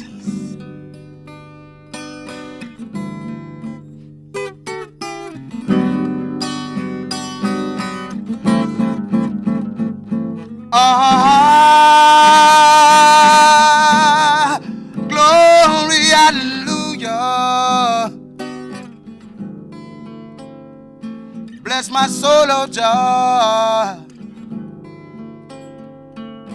Most High God. Glory be to the Most High God. Hallowed be thy name. King of kings and Lord of lords, worthy to be praised. I'll ascribe to you dominion, power, and grace. Through all the years and years to come, will always be the same.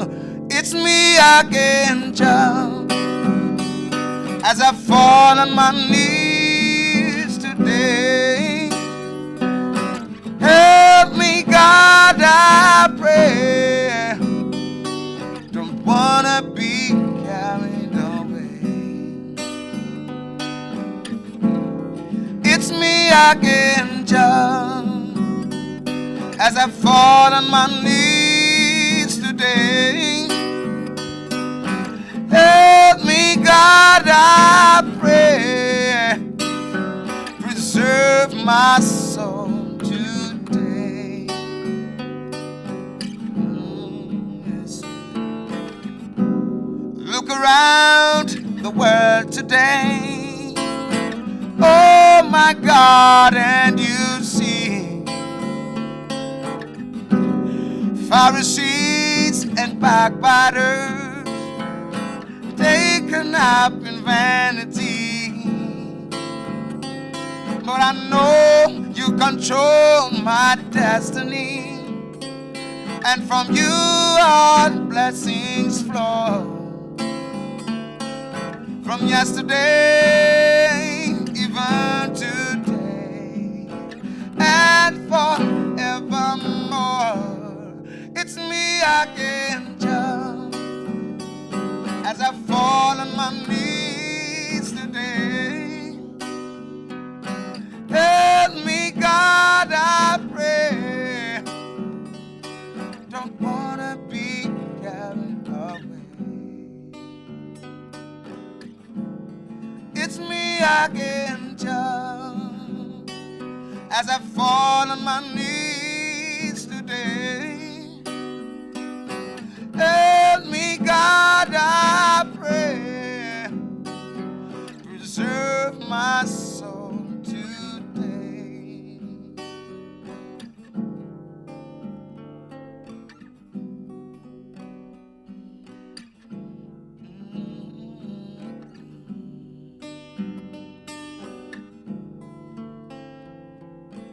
I pray for those out there who are sick, those who are afflicted, those who are victims of war. Those innocent people know nothing about power struggle. I pray that they will love the heart of those who are so-called leaders, and they will lead the people in the way of righteousness. I pray, O Jah, that you'll strengthen those who are weak. Give them strength in this time of the holy Armageddon.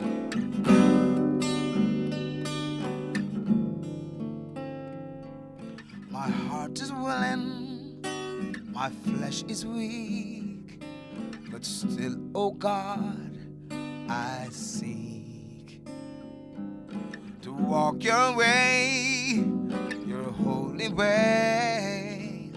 I pray my soul you'll keep.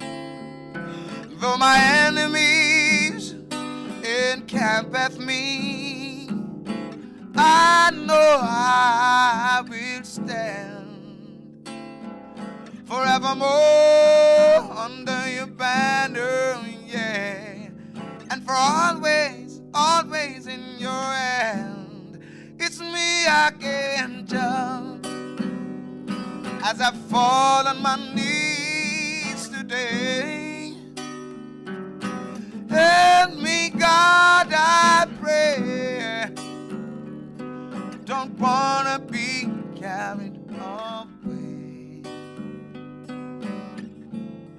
It's me again, John, as I fall on my knees today. Help me, God, I pray. Preserve my soul today. Yes. Preserve my soul today. Preserve our souls today.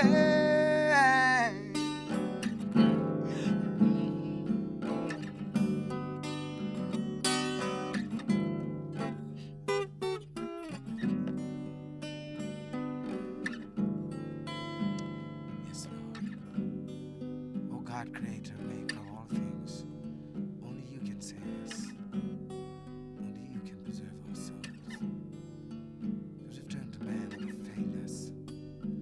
said, trust not our very own, because the arms of flesh will fail.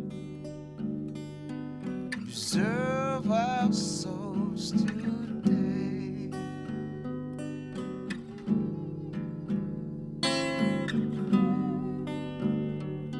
Preserve our souls today.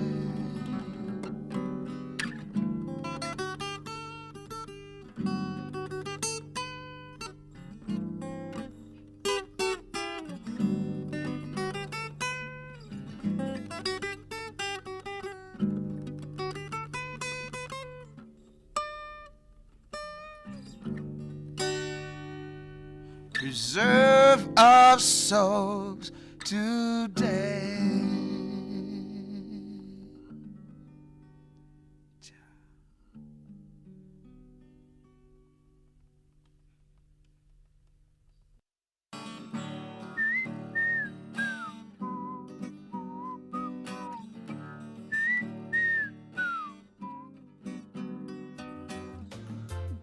Just as I am a messenger to teach you about roots and culture. I tell them how to remember Jah. That's all I am doing with Well, this is Sing It Australia alongside the lovely Tana. Yeah, and you're watching Reggae Month TV, and we live a reggae lifestyle right all year round. Every day, all day. Every day, all day. I love you just the way you are, girl. My man, me tell you him, I'm making everything when me give half of him. My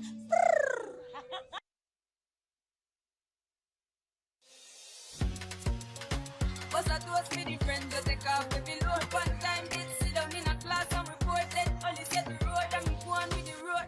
Jamaica, the land of Bob Marley, Marcus Messiah Garvey, Usain Bolt, and of course, Reggae Month, the only month-long reggae music festival on planet Earth, where something reggae happens every day in the month of February, ranging from mega reggae concerts, reggae award ceremonies, and educational symposia on reggae. Yeah, blessings fall, right on. February is Reggae Month. Reggae Month is February, when Jamaica invites the world to come to Mecca, Reggae Mecca, and come catch the rhythm like no place else on earth, only in Jamaica. And that's how I made to give him the door, breathe, I'm delighted. Jano say my passion ignited. Party music get me excited. I'm coming like a boy. Who are fans of reggae music, just come out and support Reggae Month. Whatever we're doing, whatever we're keeping, just come out and support us. Because this is Jamaica and this is where reggae is from. It is Reggae Month. Make sure you come out and celebrate in every Reggae Month event. A Fiwi music, it is massive. It is powerful. Come out and celebrate Reggae Month.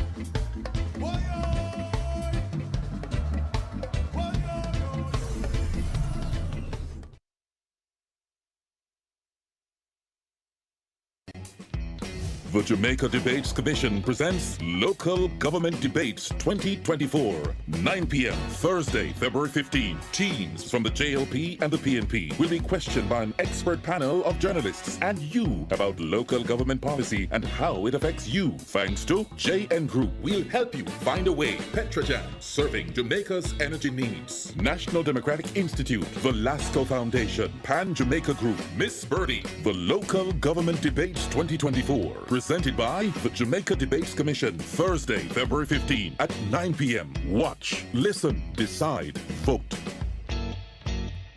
Reggae is global. Reggae is everywhere.